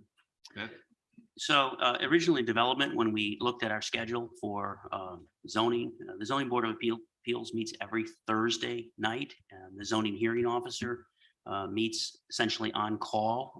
The main statutory issue. So I that guess we the have- question is, it's moved from November 15th to the 25th, right? Understood. Right now, if for instance, we were to go to a different schedule, we could get to a public hearing before the zoning board of appeals on October 6th. There is a free Thursday night for that. That's usually a recommendation meeting, but we can get it there, which would then put on a schedule, get the development committee on the 18th and county board on the Sure. 20th. So what I'm saying, but originally you said November 15th, and that's when the discussion started on moving up. I mean, I guess I'm okay with moving it 2 weeks back. I mean, the original one we were presented with was November 15th, and then we had a discussion of we need to start moving this quicker, et cetera. We could meet the statutory notice to have it over. And I'm fine if you want to go 2 more weeks. It's still better than the November 15th date. We're having it done by the end of October. All right, thanks. Okay, so for committee, just consensus, what do we have? Do we want to do the expedite, or do we want to go out the additional 2 weeks? Can I get a consensus on who wants to expedite? Okay, and then who wants to wait? Okay, so we're going to be, I have the consensus then. So we'll be going back to the state's attorney's recommendation. It'll be 2 weeks. I'm glad to hear that it's only 2 weeks because we were told it was going to be the middle of November. There is, an issue of time with these, which is a little bit different from some others. And I'm very excited about this prospect when we talk about economic development and bringing jobs to the county. This is going to be a great opportunity for the unincorporated area to have new businesses, job growth, and I think it's going to be really, really good. So thank you all. Thank you for your presentation. Liz, can we get a timeline description from, just a quick? Paul, Could you please repeat the timeline? I'm sorry, we have one request for that. I've got Thank it, you. Paul, if you don't, but. So it would be public hearing before the zoning board of appeals on October 6th. That'll be 6 o'clock Thursday night. Then that would come back to County Development Committee on October 8th, excuse me, October 18th. And then assuming a recommendation from the Development Committee, County Board for final disposition on the 25th. And to be clear, because this is a zoning ordinance text amendment, in theory would come to the county board as a first reading. First readings can always be waived, but it would ultimately get to the county board on the 25th. Thank you, Paul. Member Chaplin, can I just one quick follow-up? Sure, please go ahead. Probably more for Connor. Is waiving the first reading here advised, or because I know sometimes it's advised we don't waive the first reading just to make sure we're checking every box and being really careful. Is this a case where that would be, or is it more procedural? So waiving the first reading would be okay. I'll turn mine off. There we go. I think I'd like some time to look at that. I don't know what's been, that's one I'm not prepared to answer right now. Generally speaking, it's more of a procedural step, but when you're dealing with substantive matters of, I think, wide-reaching impact, it might be something I want to look at. Okay, so just something to consider for our timing. Thank you. Thank you for the question. I appreciate it. Thank you. Okay, we move on to our final presentation of the morning. We have our 2023 budget from our county clerk. So we're going to welcome Clerk Kazmarek and Adam Johnson up. Morning.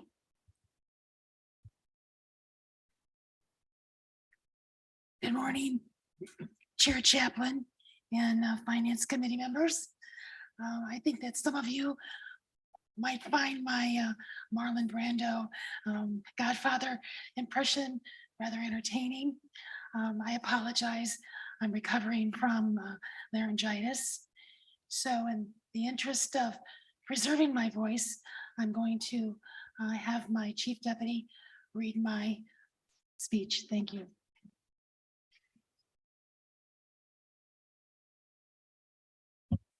All right, so we'll skip the part about the laryngitis and voice.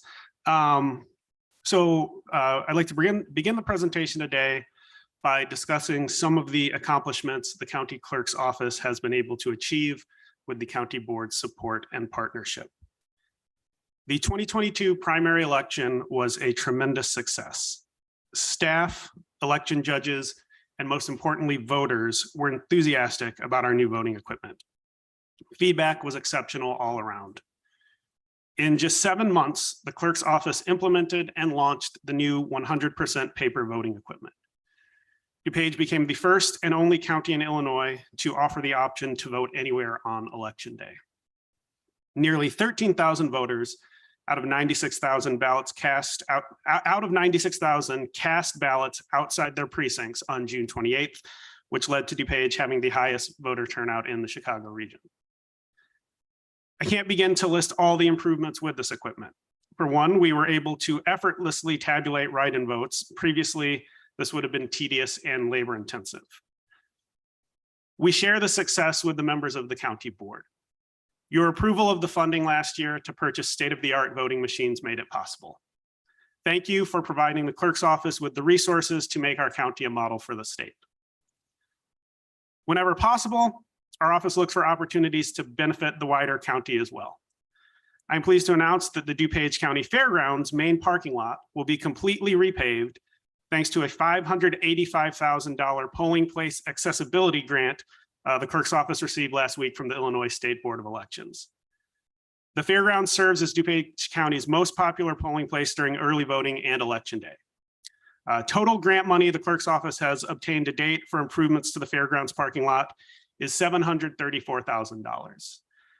This grant money will not only provide greater access to our county's disabled voters, but the improved parking lot will benefit all of the county fairgrounds events.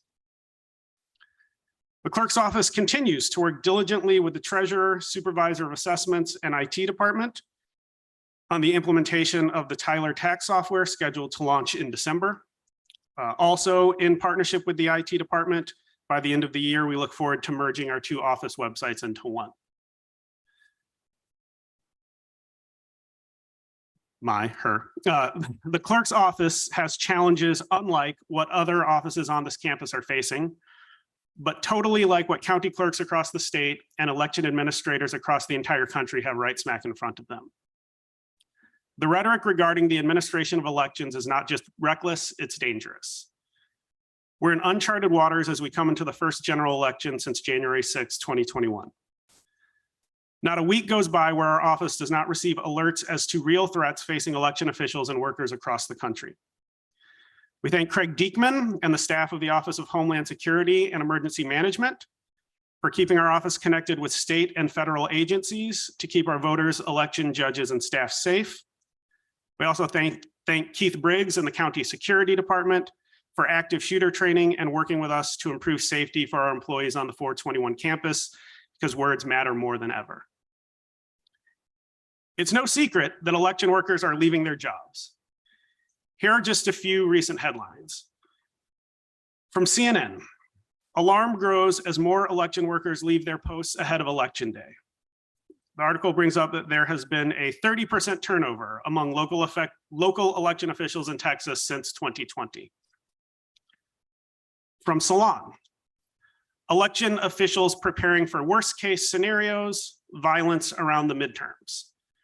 The article talks about an entire election staff quitting just 70 days before midterm elections and how local leaders in Georgia's biggest county have been unable to hire a permanent director to run the Department of Registration and Elections.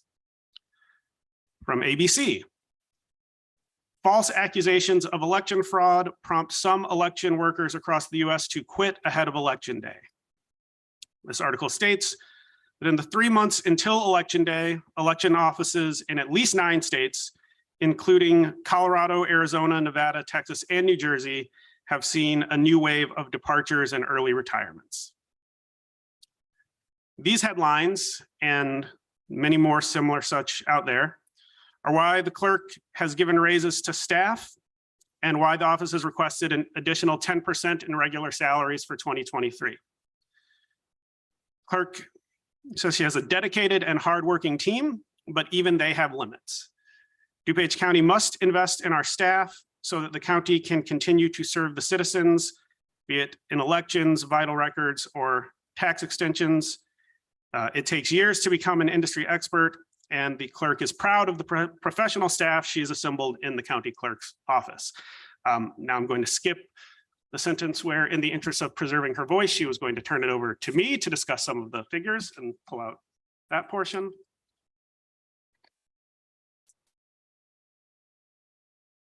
With regards to the county clerk's budget request, as has previously been discussed with this board, the biggest change to our fiscal year 2023 budget proposal is the request that all of our office's general fund dollars be appropriated into a single accounting unit. It is the position of the clerk's office that appropriating all funds into a single accounting unit is more transparent to the public because it's a more accurate reflection of our office's operational and statutory realities. After over 3.5 years operating as a merged entity, work responsibilities in the county clerk's office no longer break down cleanly along election versus non-election lines.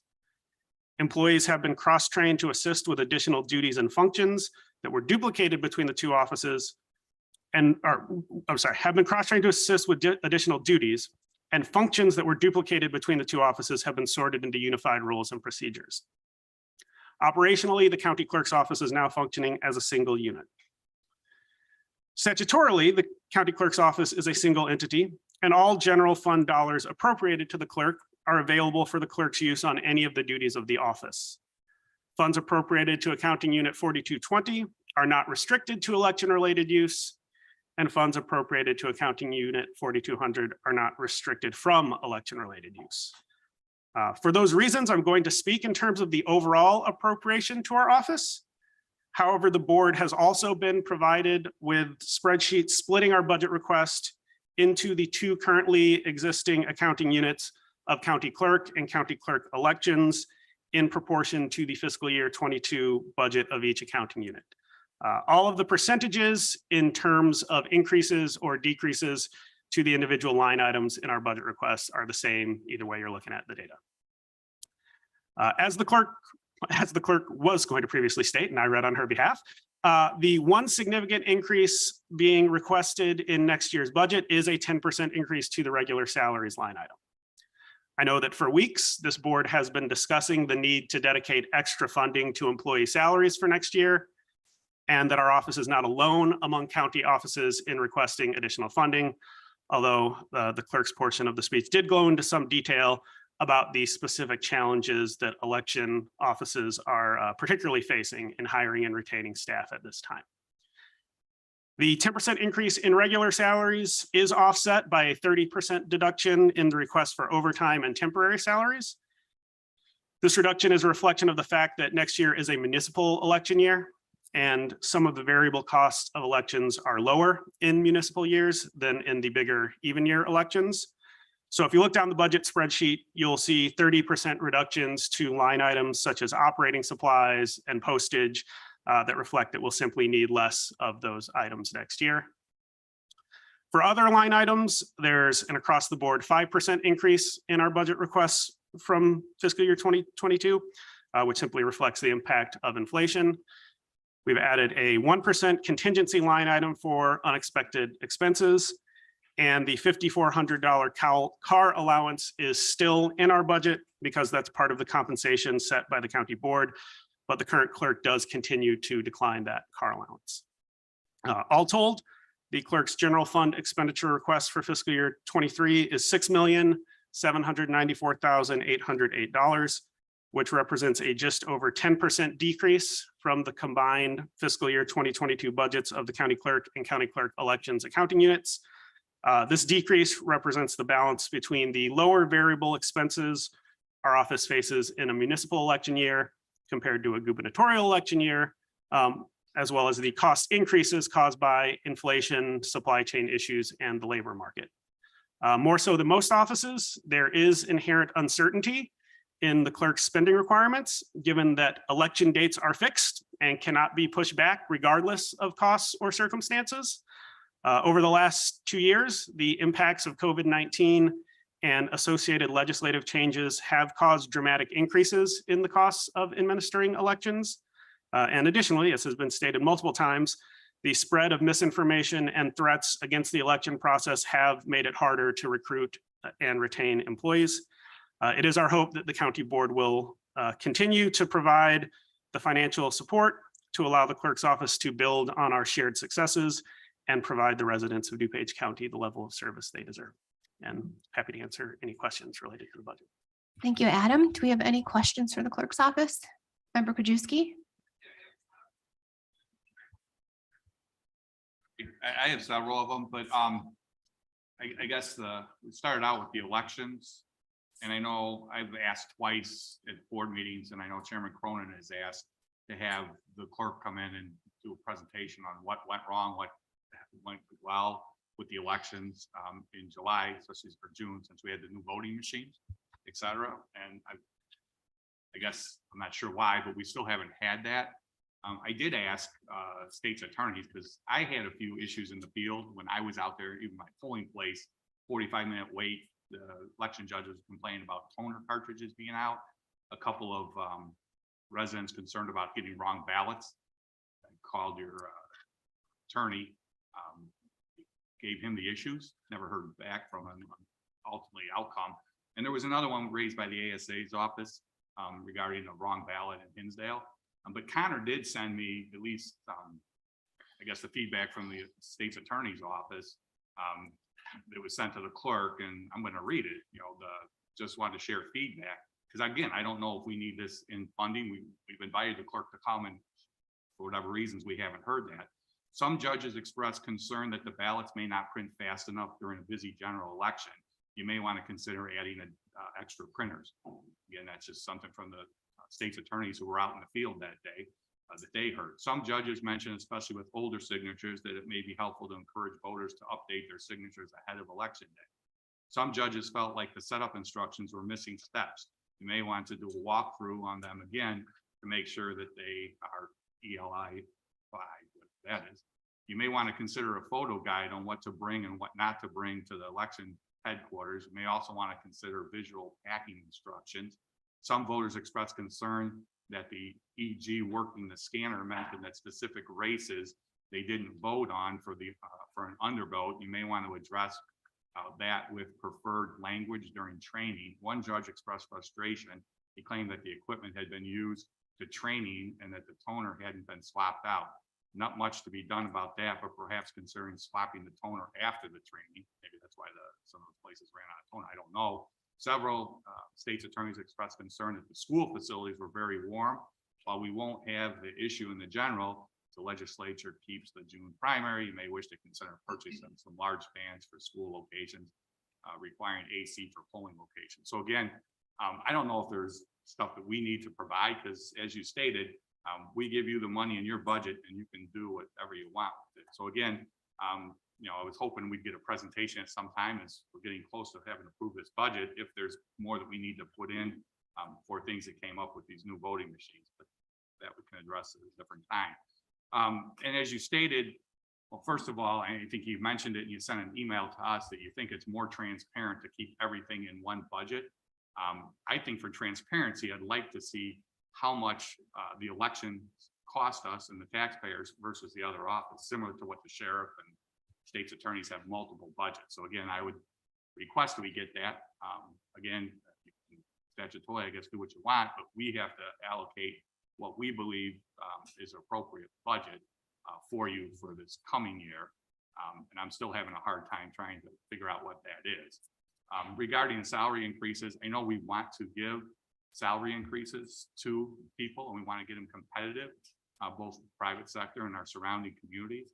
So I guess I have one question, you know, for Nick. I mean, we've asked, this board has asked every elected official to give us comparables of what other counties are doing, what private sectors are doing, so that when we decide to allocate more money to people, we have a reasonable basis to do that. And we've asked that here, and I know Nick, you've asked other elected officials to do that.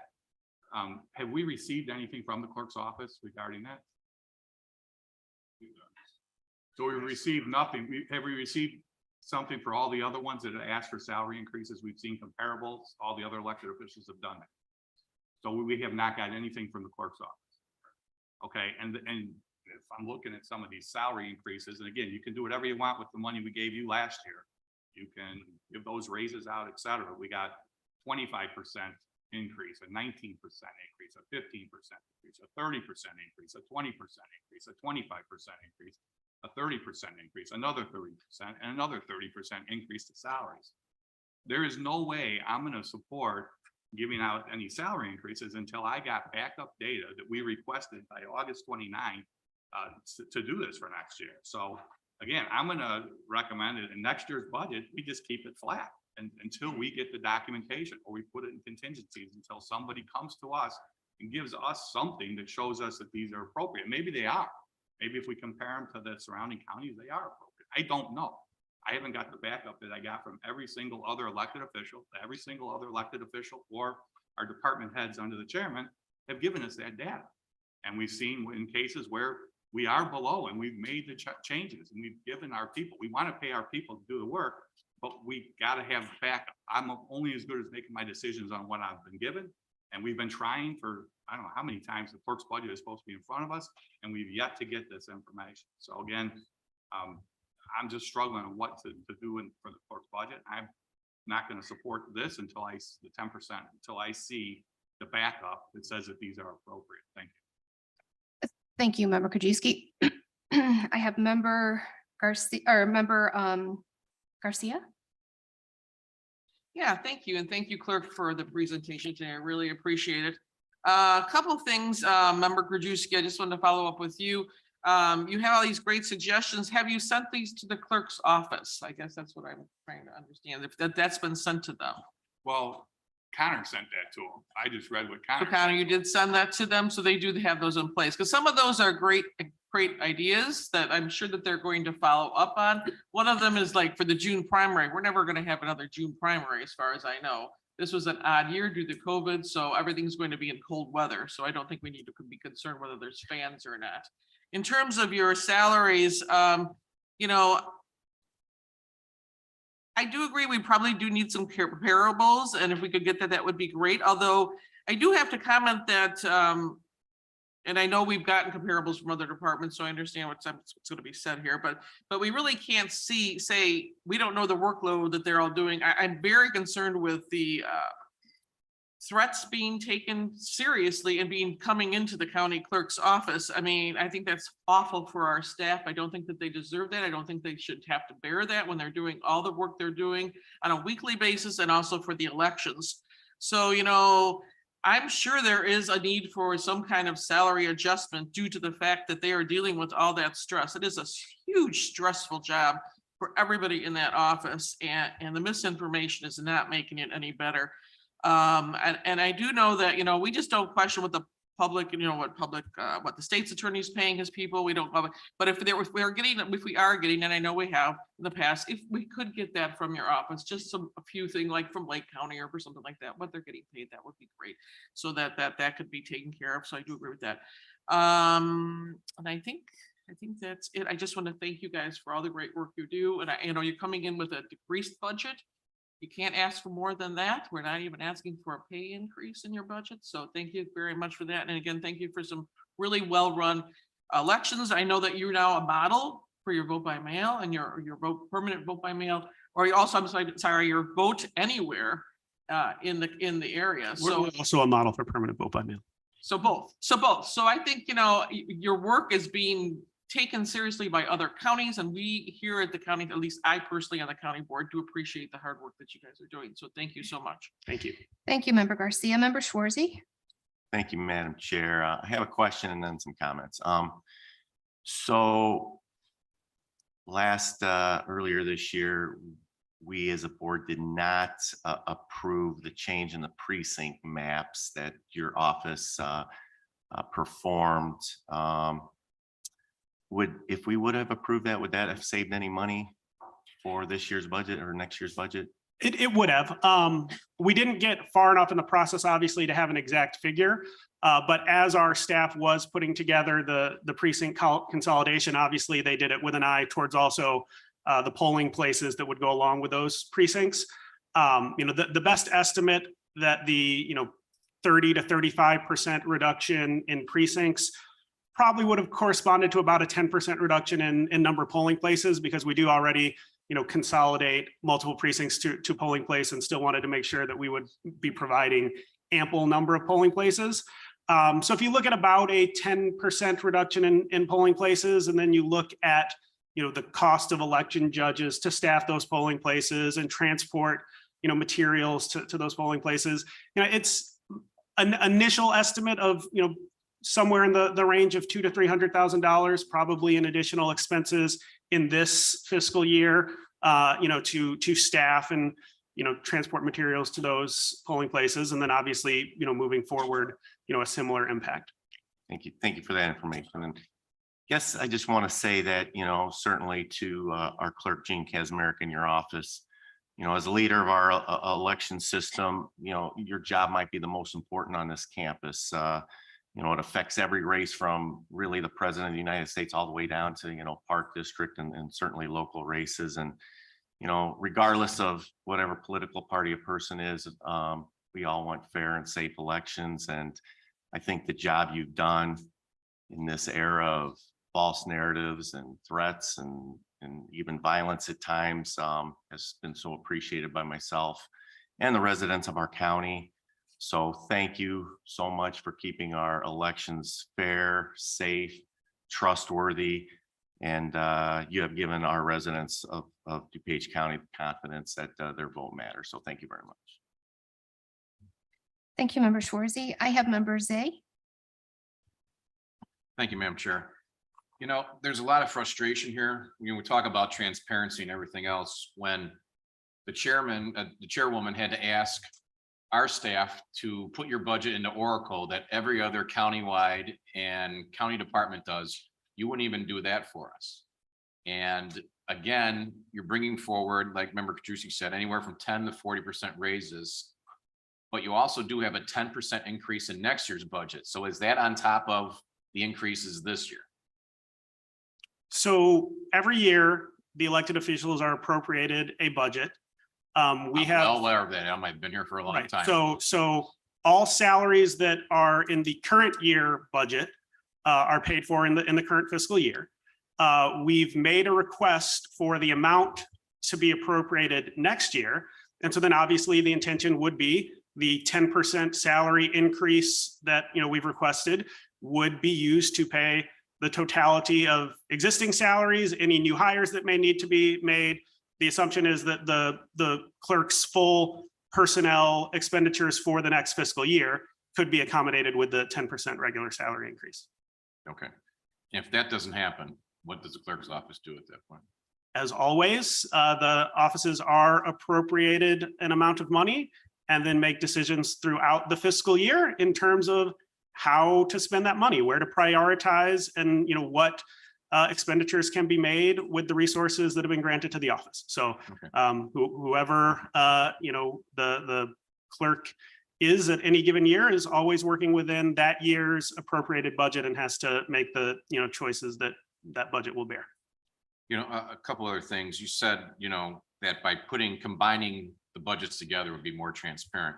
We just heard about if polling places were changed, we would have less costs for judges, we'd have less costs for polling places. When in the overall budget, we wouldn't know that because it's all meshed together. So I don't understand how it could be less transparent.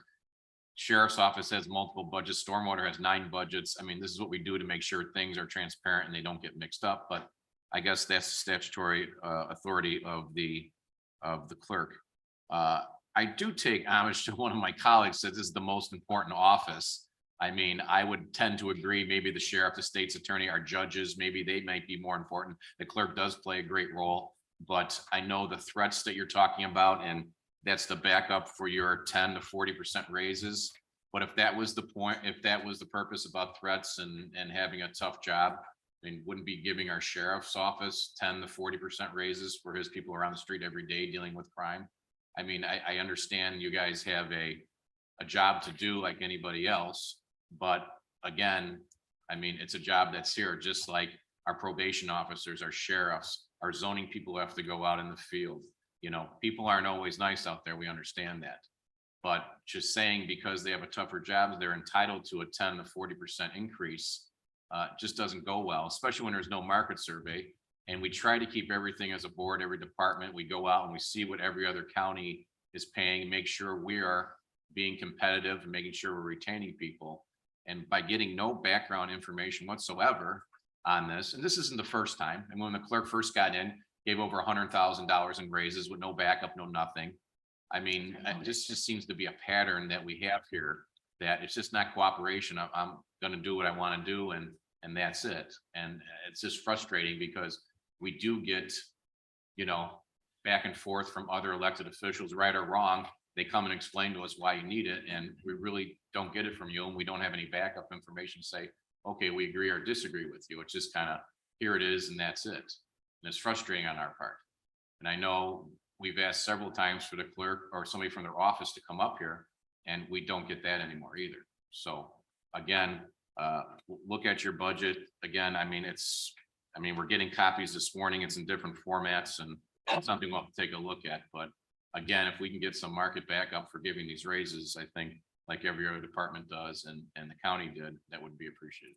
Thank you, Member Say. I just want to clarify one thing. The $100,000 was not a salary increase. That was bonuses. And the second thing is, I think regarding the raises that we're talking about that are this year in the budget, they have the money right now in the budget for this year. So they can do that. That's not up to us. We have that their department has the authority to go ahead and make those raises. Where the issue comes in is for next year's budget, right? And as Adam mentioned, they're going to have to work within the parameter of the money that we give them. So I think, so we're talking about, this year they have the money in the budget to do it. So they can do it, and we cannot stop it. That's their statutory right. But next year going forward in the budget, they're going to have to work within the budget that we give them. Right. Right. If I could just follow up. Yeah. And you're right, 100%. But that's not what's been done, because now that sends a message to every other countywide and every other county department that I can increase raises because it's in my budget because I have the money. Well, We always try to work together to have uniformity, to have secretaries or assistants or administrative assistants all within ranges making the same amount. So somebody doesn't pick up and say, you know what? I'm out of here, transportation. I'm going to clerk's office because they're paying 74,000 for administrative assistant. You're only paying me 64,000. That's why we try to keep it together. So we don't have people hopping from job to job inside the county because they're all over the place. And that's kind of opens the door to that at that point. Right, but we do have, I mean, we just got that, financial review a couple months ago, a couple weeks ago, maybe, that showed, 48 pages, and there were a lot of equity increases throughout, the other departments. So people do give the raises, but I understand what you're saying, but I'm just saying right now, this year, they have the money in their budget. We cannot tell the elected officials how to use that money once we give it to them, because they are given it to run their office as they see fit. But then again, like I said, next year, it's going to be an issue for them with their budget that we. But then that get. makes us look like the bad guys then next year if we have to say no, right? Well, you know what, I guess we cross that path Right, when it we get comes, to it. right? You're exactly right. Thank you. Okay, thank you, thank you. Member Pachowski. Yes, thank you. You used the term cross-training as one of the reasons why you want to combine these. Do you have any information or backup for that? Is how many employees are cross-trained? How many hours are spent with the other, a clerk office doing something, election commission? And has this been done in the past? Because I was kind of curious as to the definition and how prevalent that is in the office. Sure. Well, so the first area for cross-training, the first priority has been training employees in the quote unquote traditional clerk's office to assist with election related duties. Because every year, in the lead up to an election, there's a need to hire a whole bunch of temporary employees because there's just volume of phone calls that come in and paperwork that needs to be processed. At the same time, we have a set of permanent employees who have ebbs and flows in their workload. So if we can train, a vital records specialist in how to answer election related phone calls or process, an election related piece of paperwork, then rather than having to spend hundreds of thousands of dollars on new sets of temporary workers every election cycle, we can have our full-time, long-term staff pick up, skills and knowledge base relative to the elections so they can come fill in. So for example, election day, essentially, almost the entire county clerk's office is doing an election related task. We have a skeleton crew of, a couple people to handle, the marriage license or, property tax related phone call that may come in that day, but just about everyone else is answering a phone call, making a phone call, dealing with incoming voters. So, that's been obviously the biggest need for cross training.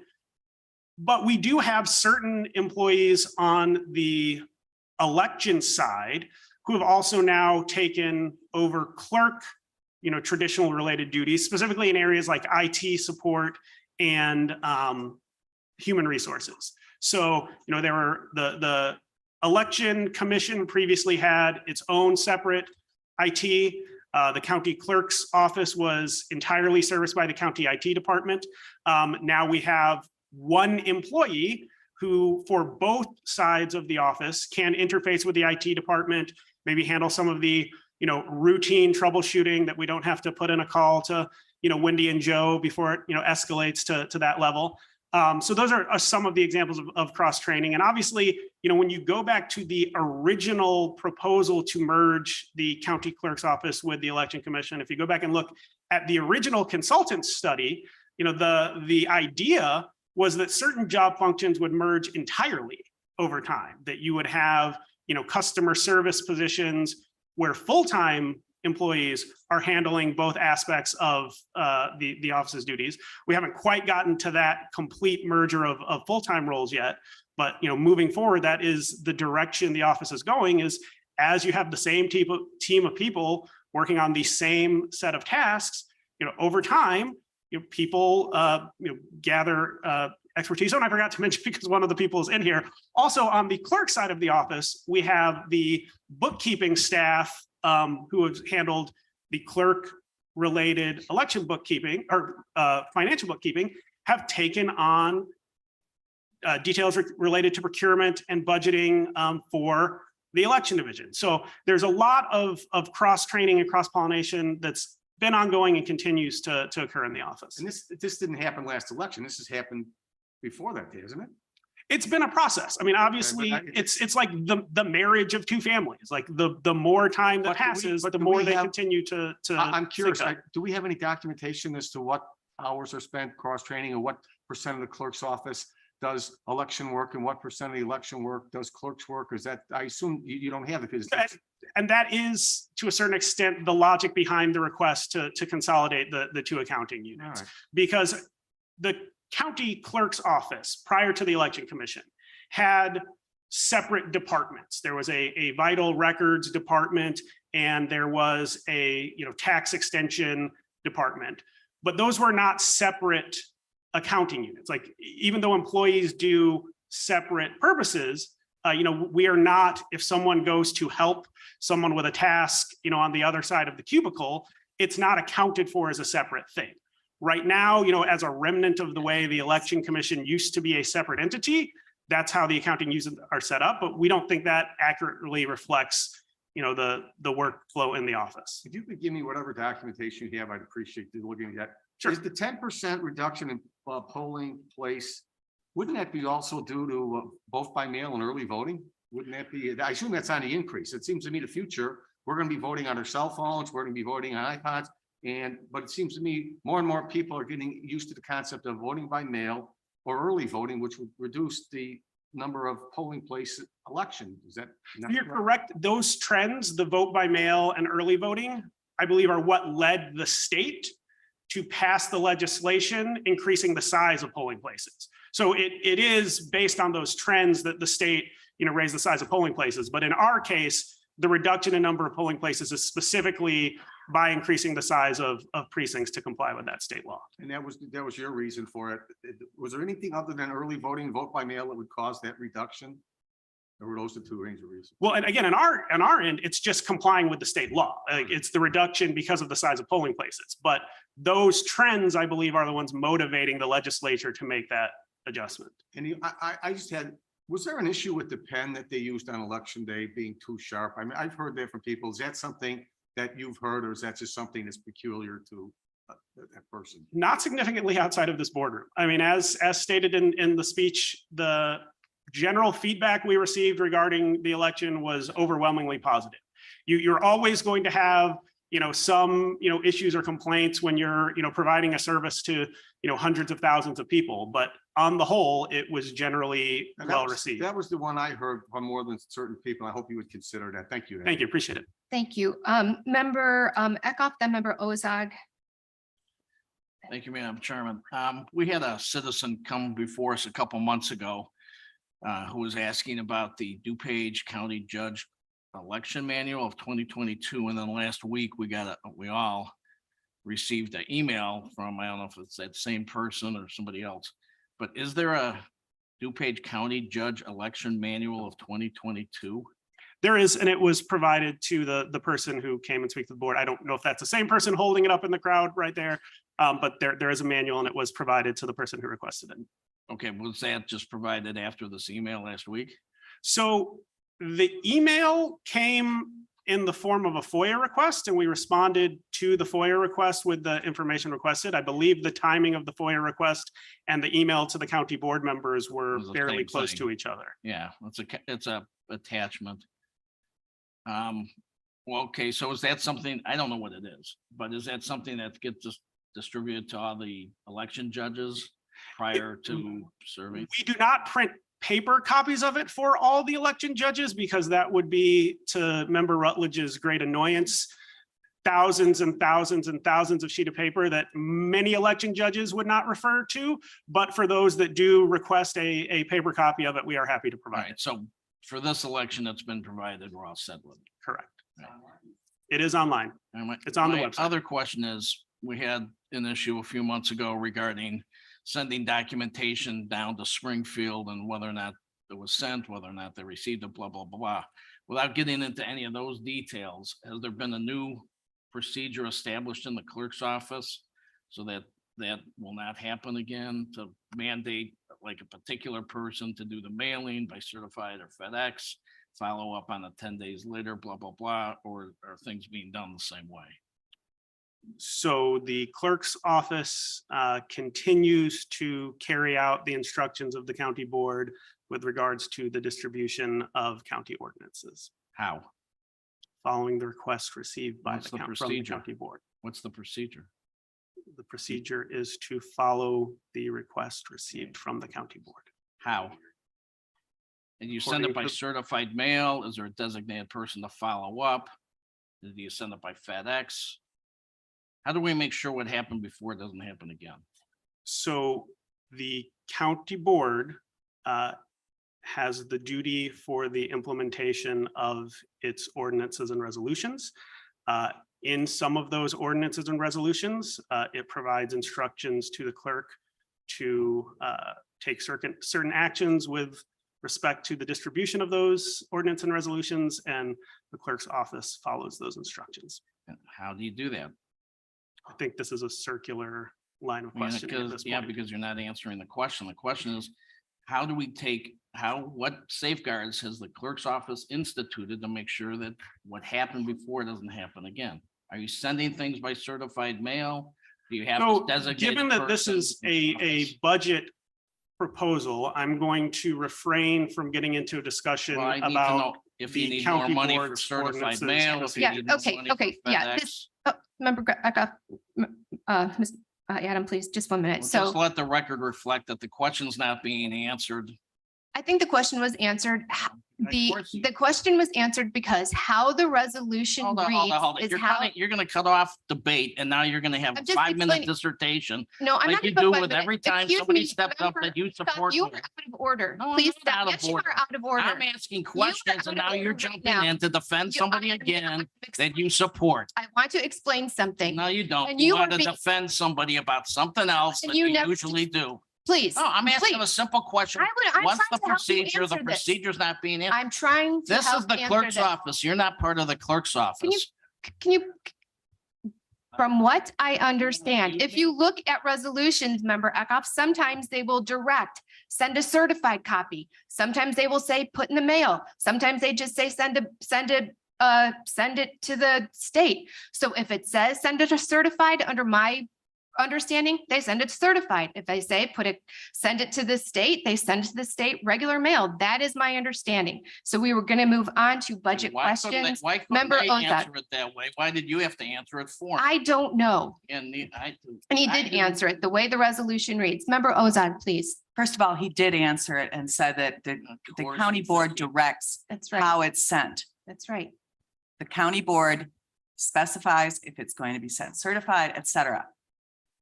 And if the clerk's office was not doing its job, the entire county would be falling apart. That's right. We would have HR, we would have health department, et cetera, that had never made it to Springfield. So I think that this issue there's a lot of blame to be spread, and that's where this is headed right now. Now, my question is, or what I request is that there is certainly easy enough to tell us what comparable pay scales are, Lake County, Will County, et cetera, for positions as best you can qualify. And I would like to see that for the justification of the raises that you're planning to give. Granted, we handle a lot more. We're a bigger county than the other counties, but to see some kind of comparison for what the pay scales are would be very helpful.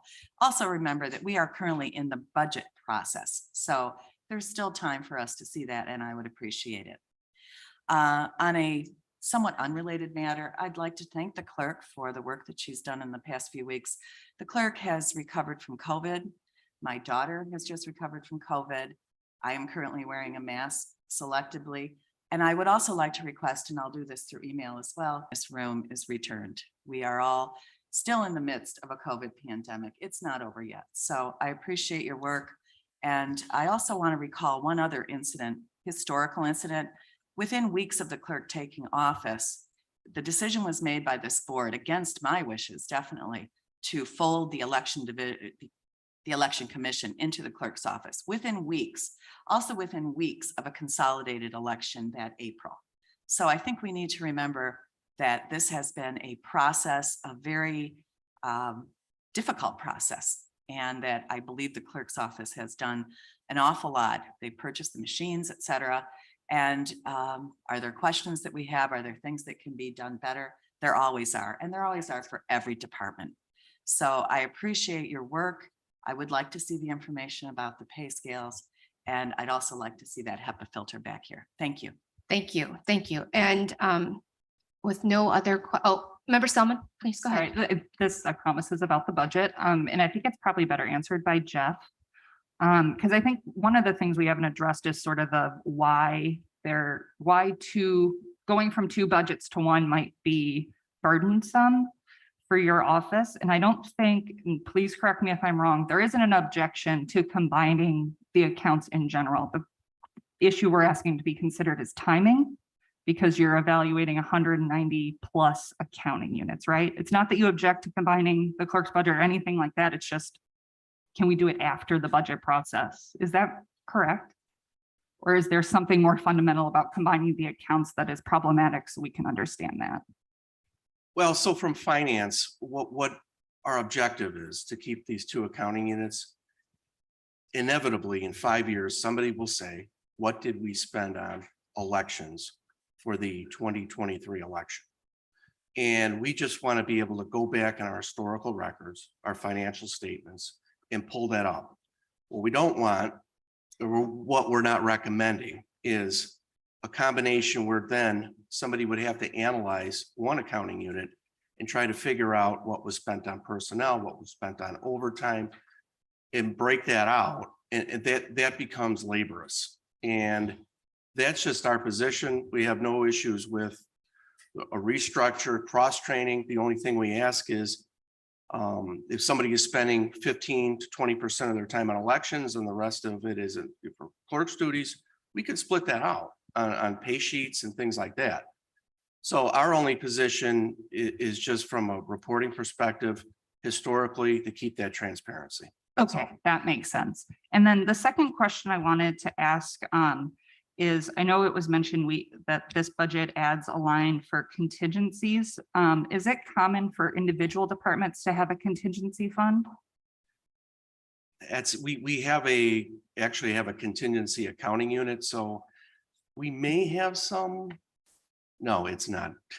Okay, I just wonder if we could move that up to the big general funds contingency, because I know it's a tracking thing. It's not that, of course, especially the clerk's office, out of all the offices, are going to have things that are just surprises.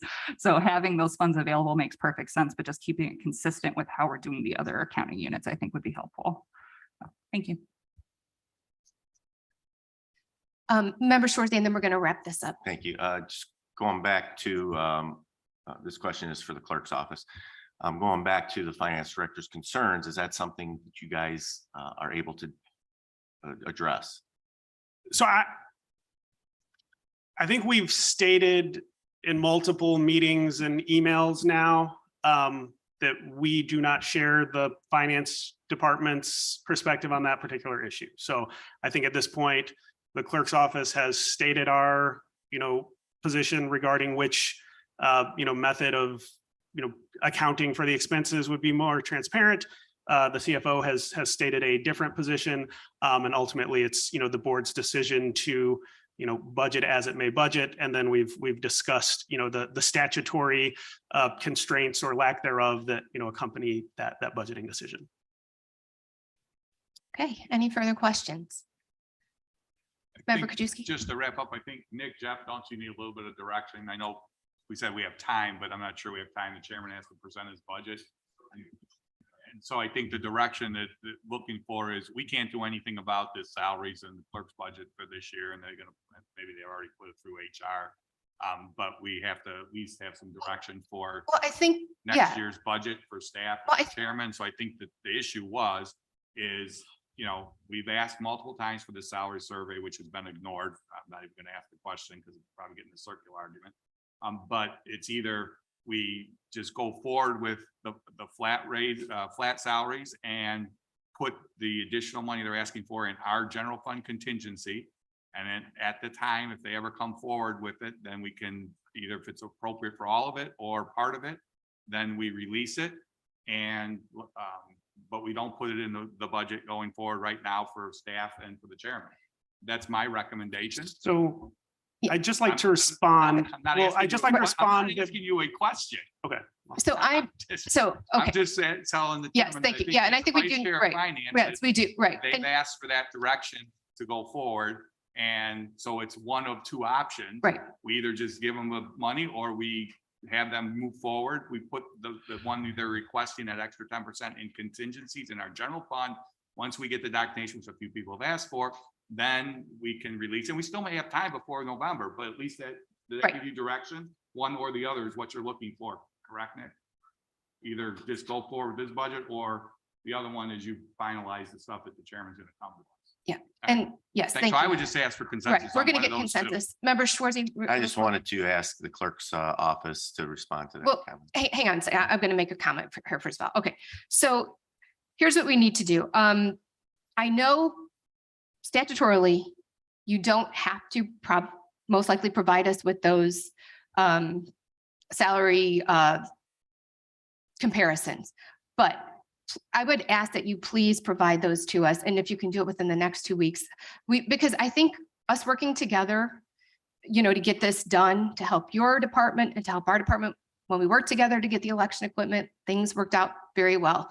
I really would like, give you 2 weeks to get that salary survey to us so that we can then, include your increases in the budget. If, and then otherwise we're going to have to give direction to exactly what Member Krajewski said, move the contingency out and set our budget without those. I mean, does that work with you, Nick? If we can get that within 2 weeks, no, we need it. Oh, it's due September. Oh, it's going to be presented in 2 weeks. All right, well, can you get those to us at some point so that we can then amend, we have till the end of the month or end of November to approve the budget? So I just like to clarify, and if we need to have additional conversation in the intervening 2 weeks, we can. As Chair Chaplin and Vice Chair Krajewski have both been on email chains discussing, the Illinois Attorney General's office has given very, very explicit guidance regarding the board's authority over individual salaries. The process that the board is engaged in right now is deciding on a lump sum appropriation to the clerk's office for the next fiscal year. So we are happy to engage in conversations with the board regarding data that the board can use to determine what it considers to be an appropriate lump sum amount. But if we're raising discussions about individual salaries needing to be approved by the board and then putting contingency so they can be released by the board, I think we are in some very difficult territory that would probably require further discussion after this meeting. Yes, Member Ozak.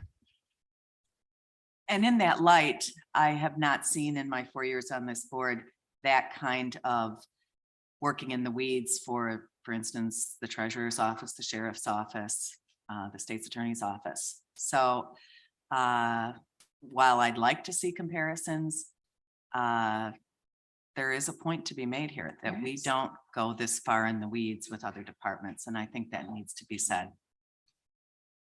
Thank you. Thank We you. asked every department and every elected official to give us salary comparison. I'm not sure. That's that. We asked everyone to do it, and our state's attorney says we have the authority to set the clerk's budget. We have the authority to set the budget, but we don't have the authority to meddle in salaries that she wants to pay her But employees. when Is you that what I'm decide- understanding? Can But when I somebody? decide to set the budget, I need the information in order to decide what's an appropriate amount. And if I'm only gonna be able to do it based on limited detail, then I'm gonna do it based on limited detail. If I got more detail, my number may be better.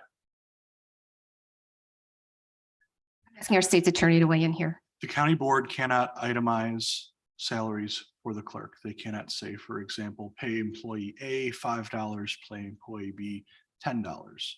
Clerk has control over the internal operations of her office in that factor. County board can decide how much it's going to appropriate to in the aggregate. They could say appropriate $1 million. They could appropriate $900,000. So long as those numbers are reasonably based in what it actually costs to operate the office and fulfill the statutory duties. So then I think that gives staff their direction. I think we set a budget of what we believe is going to be a fair budget for the clerk to run her office. And then they have to work in the constraints of what we set. I mean, I think that's how it's going to have to be. Member Ozak, go ahead, please. Member Garcia. Could you please reiterate the difference, the reduction in your budget from 2022 to 2023, please? What percentage did you tell us? Just over a 10% total reduction. A 10% total reduction in your Correct. budget? Correct. Okay. Yes, taken in 10% increase in the portion of the budget that goes to regular salaries. But a The 10% overall pool of money, a overall 10% reduction. decrease. Correct. Okay. And have we seen that in other departments? I don't believe that's so. We've seen some significant increases. So I think it's time to get out of the weeds and. Yeah, there was a presidential election year, but we have not But seen next the year is a increases. consolidated election year. So Right. they are expressing a 10% reduction.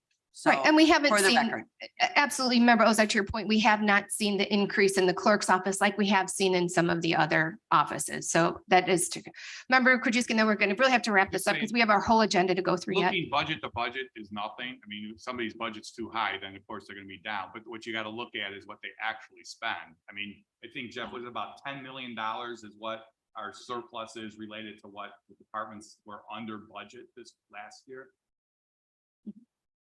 It's close. Yeah, about $10 million is what we were under budget as a campus. So everybody came in under budget. Not so the budgets were higher, but there was a lot of open positions, et cetera. So of that 40 million surplus we had last discussion at the special call, 10 million was related to actual numbers coming in for departments that were under their budgets. So we could say their budgets were 10 million too high, or there was just a lot of open positions. But everybody for actual, that's what you look at, actual. Budgets are just something, the projection has nothing to do with what you actually spend. And so we're $10 million as a camp, as a whole organization down from what we budgeted last year. So everybody's down. Right. So thank you, member Krajewski. So as I said, I think we're giving staff I think we're giving you direction. We set the budget to what we feel is a fair and appropriate budget for the clerk's office. And then it's up to the clerk's office to work in the restraints of the budget that we give. Does that? Well, we have, do you understand what we're, because statutorily we have to give them, Connor, repeat what you said we have to do. We gave direction right here. County board has a duty to allocate lump sums for the operation of the clerk's office. That allocation cannot and should not rise to the level of instructing the clerk what to pay individual people that work in her office. You can allocate whatever amount you think is appropriate for the operation of the office, and that's presumed to be reasonable, but that presumption is rebuttable. But we have to give staff direction on how much we think it should be.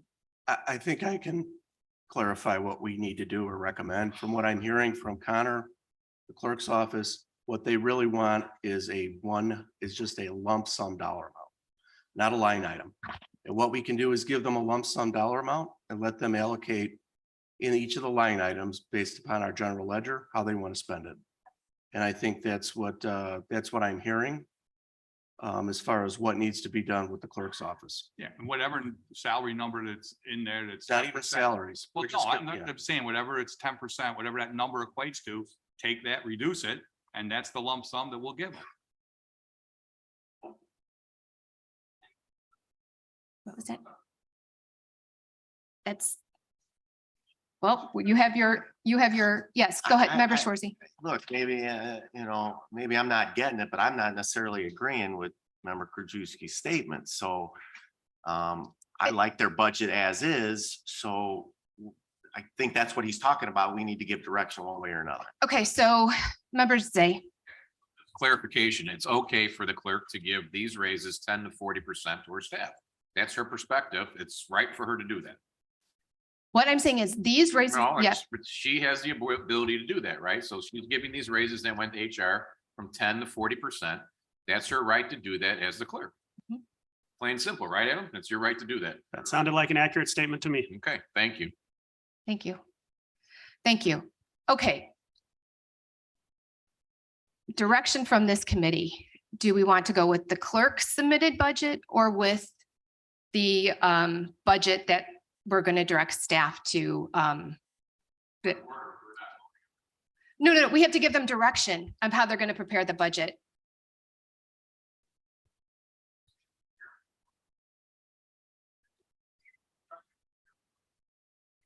Yeah.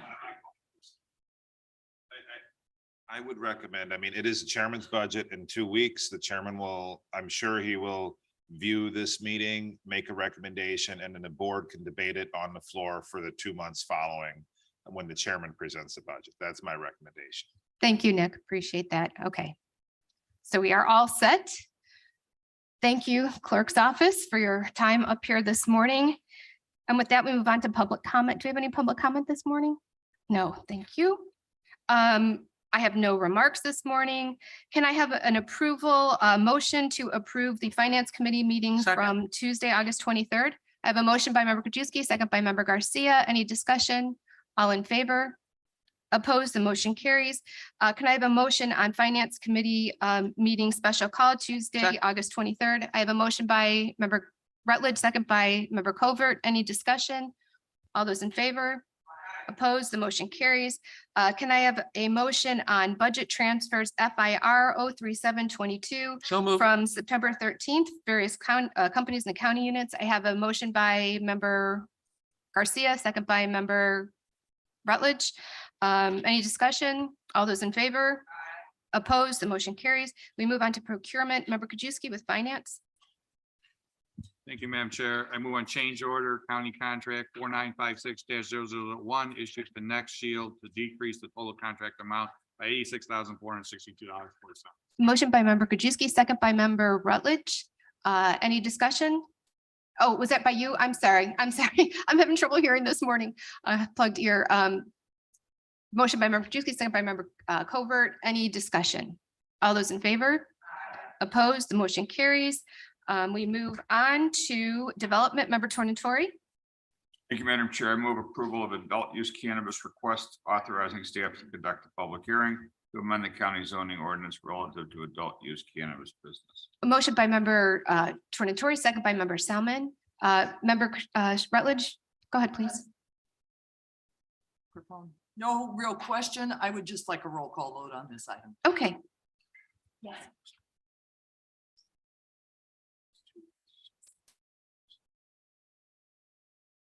Okay. We're going to need amendment to this motion to put out the public hearing to, I wrote it down too, and I have it on the front here, to October 26th. October I have 6th, the date, Madam October Chair. 6th. Okay, October 6th, October 18th, and October 25th. Are those the dates I have? So we have the public hearing on October 6th. We amend the motion. We're going to need to amend a motion to a public hearing on October 6th at 6 p.m. Development on October 18th and county board for first reading on October 25th. That's correct. Okay, somebody want to make that amendment? I move to amend by motion. Second. Include that timeline. All those in favor? Aye. Opposed? Okay, that carries. Member Tornatori, we need, motion is amended. I move the action item as amended, Madam Chair. Motion by member Tornatori, second by member Salmon, and member Rutledge is requesting a roll call on this. So can we have a roll call, please? All right, member, do I start with member Rutledge? Member Tornatori? All right, member Tornatori. Aye. Member Zay. Member Chaplin. Aye. Member Covert. Member Desart. Member DeCiani. Member Eckhoff. Member Garcia. Aye. Member Hart. Member Krajewski. Member LaPlante. Member Ozog. Member Petrowski. Member Renahan. Member Rutledge. Aye. Member Schwarzy. And Member Selman. Thank you. We move on to environmental. Member Rutledge. Thanks, Chair Chaplin. I'll ask for a motion on ENP 025122, recommendation for the approval of a contract purchase order to Scarce for environmental education services for the Department of Building, Zoning and Planning for the period of December 1st, 2022 through November 30th, 23, for a contract total amount not to exceed $136,500 per renewal of proposal 19-098BZ, third and final option to renew. Motion by member Rutledge, second by member Garcia. Okay, any discussion? All those in favor? Aye. Opposed? The motion carries. Member Rutledge. Thank you, Chair. I move on ENR 0346-22, A resolution, First Amendment to the intergovernmental delegation agreement between the Illinois EPA and the County of DuPage, a joint and cooperative inspection program. Cost to the state is $92,607.23 to DuPage County, $39,688.83. Motion by member Rutledge, second by member Salmon. Any discussion? All those in favor? Aye. Opposed, the motion carries. Move on to, thank you, member Rutledge. Move on to judicial public safety, and I'm going to call on member Pachowski in member Renahan's absence. Good morning, Madam Chairman. I would move to combine agenda items D 1, 2, 3, and 4. These are all approval of contracts. Have a motion to combine items 1, 2, 3, and 4 under JPS by member Pachowski, second by member Salmon. All those in favor? Aye. Opposed, motion carries. Member Pachowski. Thank you, Madam Chair. I move to approve JPSP 0253-22, recommendation for approval of contract purchase order to Midwest Office Interiors for the purchase of replacement chairs for courtroom benches and other areas of the corridor for a total amount of $67,525.79. Move to approve JPS 0254-22, recommendation for approval of contract purchase order to Insight Public Sector Inc. for the purchase of laptop, desktops, and UPSs per cooperative purchasing agreement for the sheriff for a contract not to exceed $257,967.57. Move to approve JPSP 0256-22, recommendation approval contract purchase order to Centel Solutions for the purchase of Fornet equipment and services for the sheriff's office for a contract not to exceed $393,446.20. And lastly, motion to approve JPSP 0257-22, recommendation approval contract purchase order to Alliance Technologies Group LLC for the purchase of CPU chassis server software and warranties for sheriff's office for a contract not to exceed $469,920.77. Have a motion by member Chowski, second by member Tornatori. Member Rutledge, go ahead, please. Thank you, Chair. I'm not seeing it here. I thought at some point I saw that this was sole source. And for such an expansive purchase, my question is this the only company that provides this, and were other bids entertained? Are you talking about the item 4? Item, which these are all combined? It's well combined. I mean, All of them there's- together? Okay, the whole Yeah. thing, okay. Do we have a any information on that? Was this?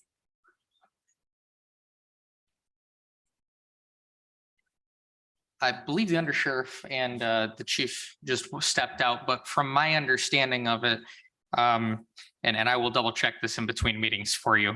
But it was, I think it was what was available, but it was also through cooperative agreements. And this is where I'll ask procurement, am I accurate in that statement of it's through the cooperative agreements for that? So that is how it was picked. It's what we've done with those cooperative agreements. So that's how these ones are being done. Thank you, thank you. Any other questions? All those in favor? Aye. Opposed, the motion carries. Member Pachowski. Thank you, Madam Chair. I would move to combine agenda items D 5, 6, and 7. These are all intergovernmental agreements. Motion by member Pachowski, second by member Krajewski to combine items 4, 5, 6, and 7 under JPS.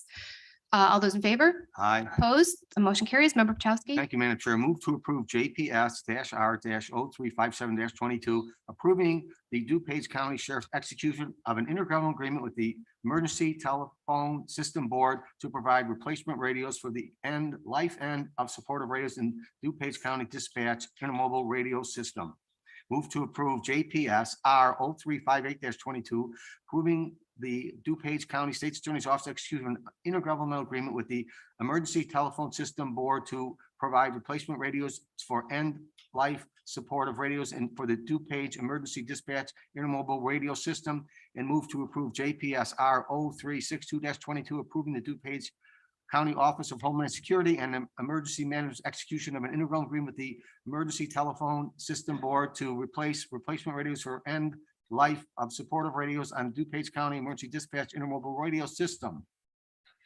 Motion by member Pachowski, second by member Garcia. Any discussion? All those in favor? Aye. Opposed, the motion carries. We move on to stormwater. Member Zay. Good afternoon, Madam Chair. I move on SMP 25222, approval of contract to Altoffer Industries to furnish one Caterpillar compact track loader, the amount not to exceed $49,050. Motion by member Zay, second by member Covert. Any discussion?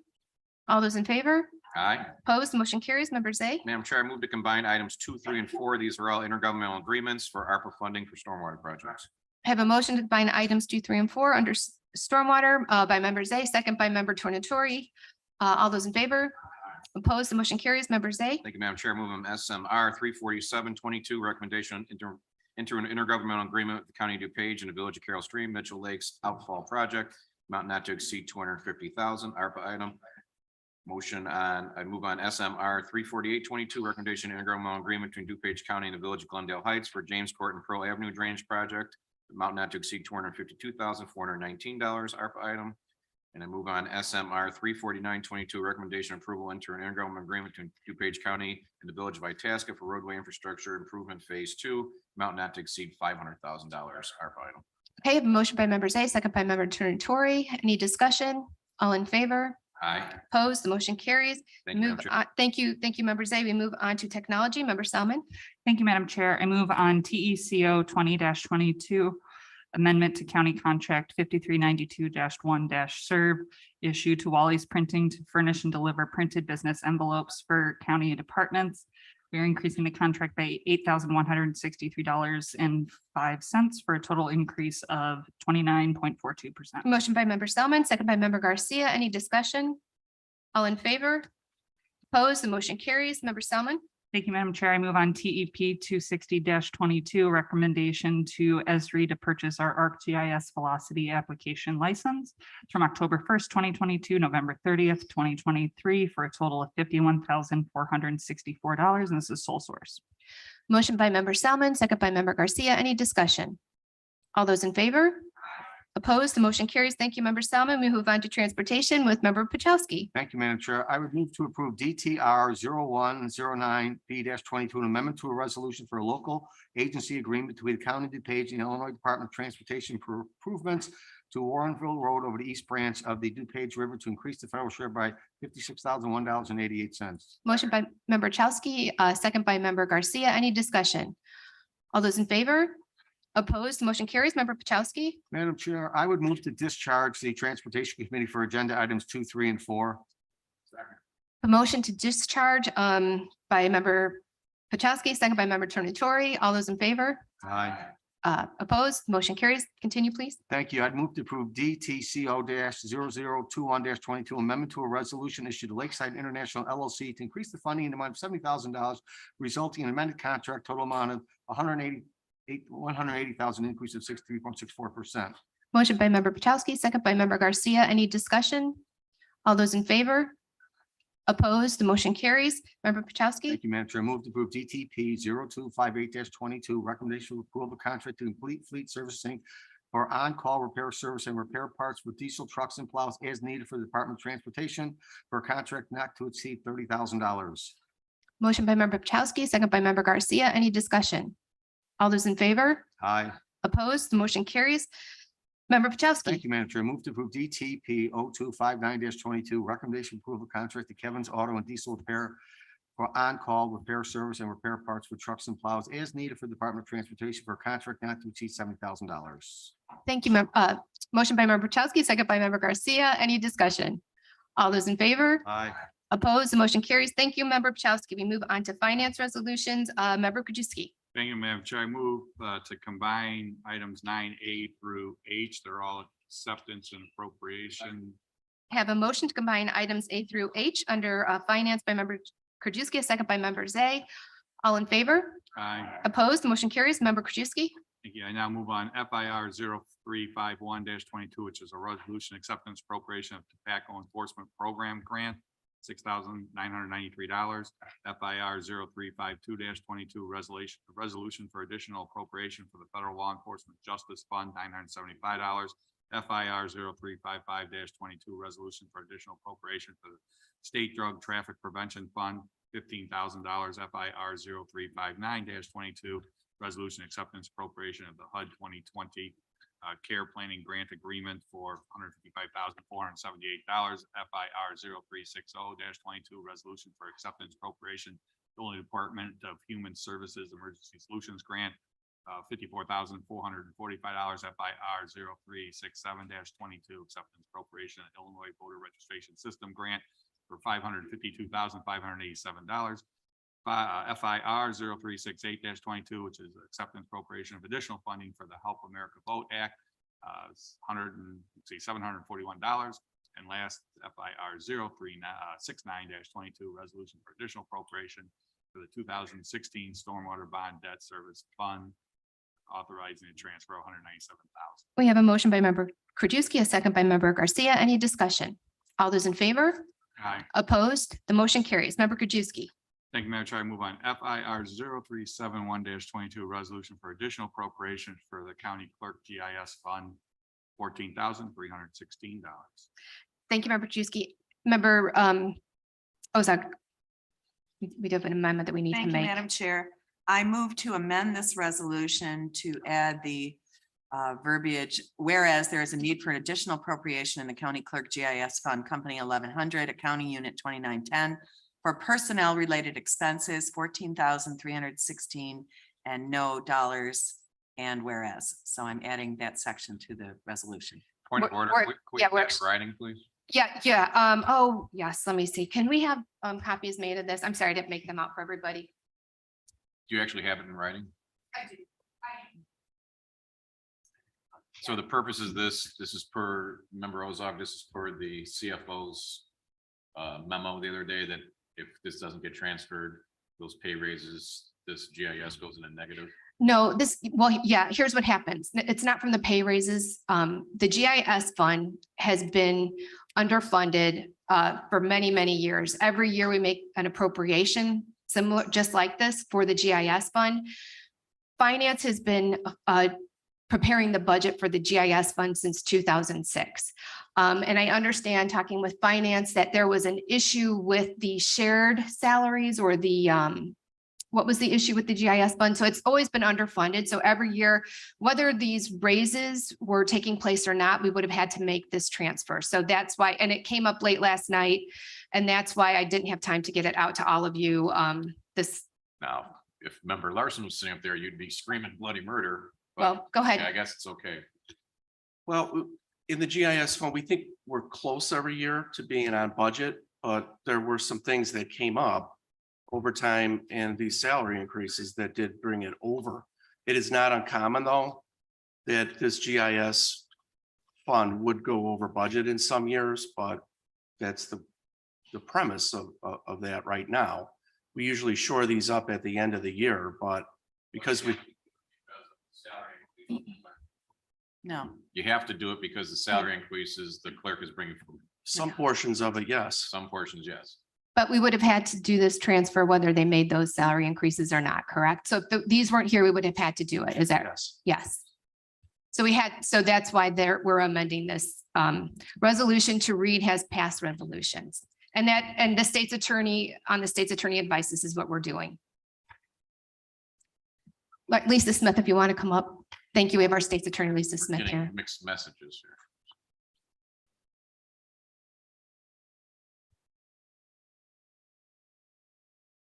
Just to be clear, what we had recommended that we obviously cannot go negative.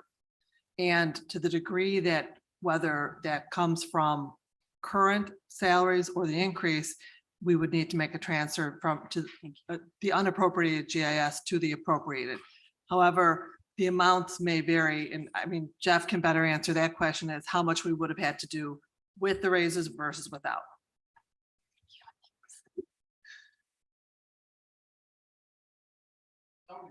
Discussion about.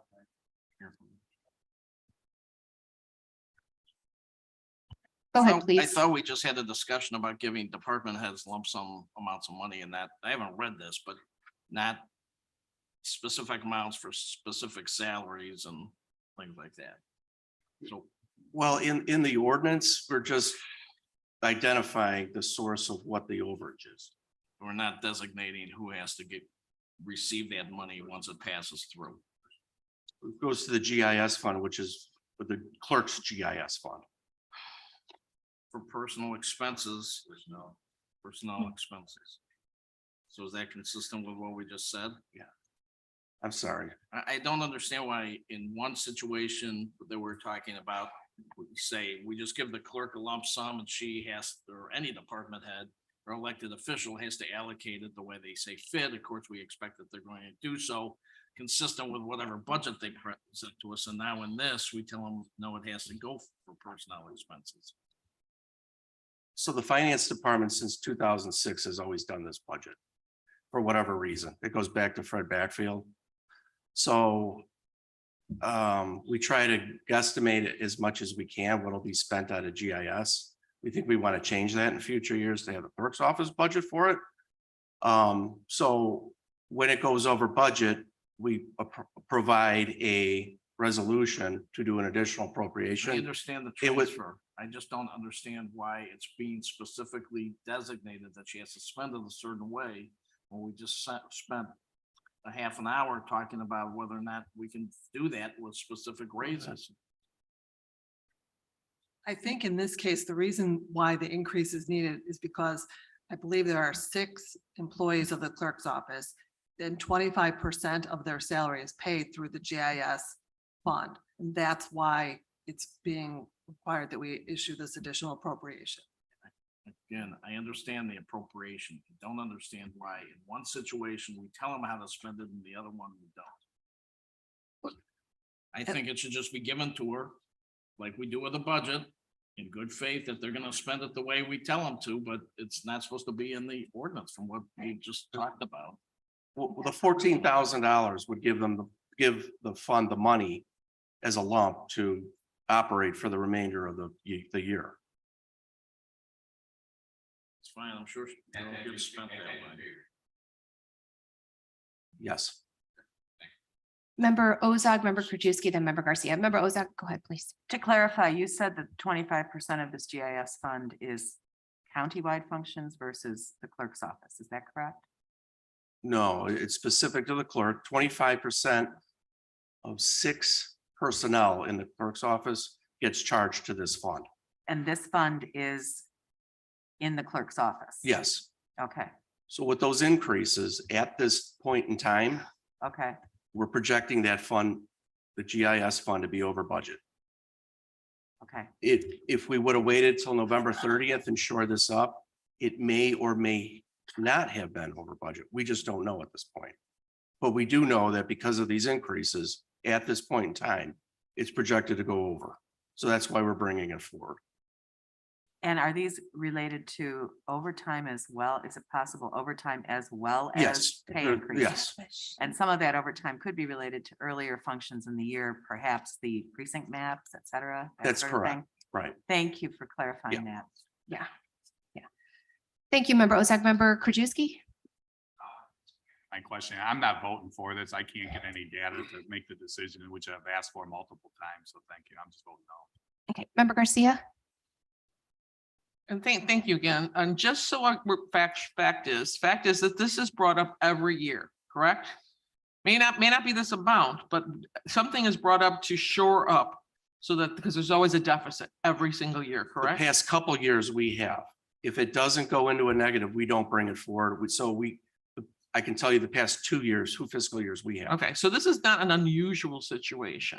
No, things go over budget and we Yeah. do have to bring appropriations forward. Okay, thank you so much.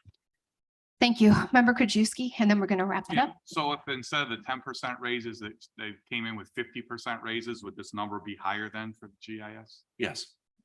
That's what I just wanted to know. Thank you. Okay, any further so what we're amending the wording of the resolution. So I have a motion, amendment on the floor. Was there a second? Motion by member Ozog, second by member Garcia for the amendment. Any discussion? Roll call.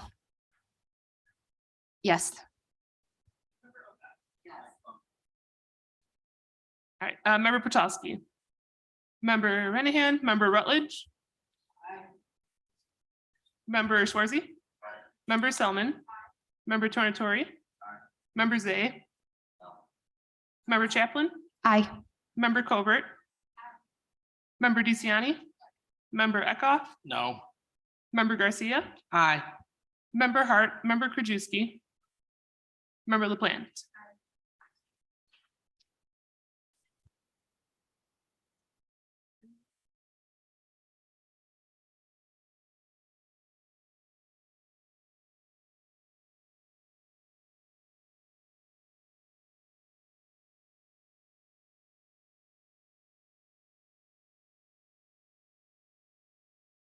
So we have 3 no, 8 aye. The motion carries for the amendment. And now back on to the original motion. Member Ozog or Member Krajewski, if you want to, we have to approve the original.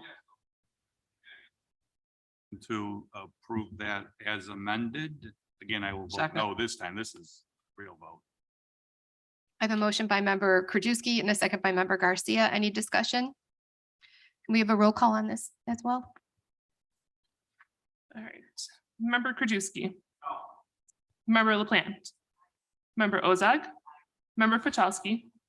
Member Renahan. Member Rutledge. Member Schwarzy. Member Selman. Member Tornatori. Member Zay. Member Chaplin. Aye. Member Covert. Member Desart. Member DeCiani. Member Eckhoff. Member Garcia. Aye. Member Hart.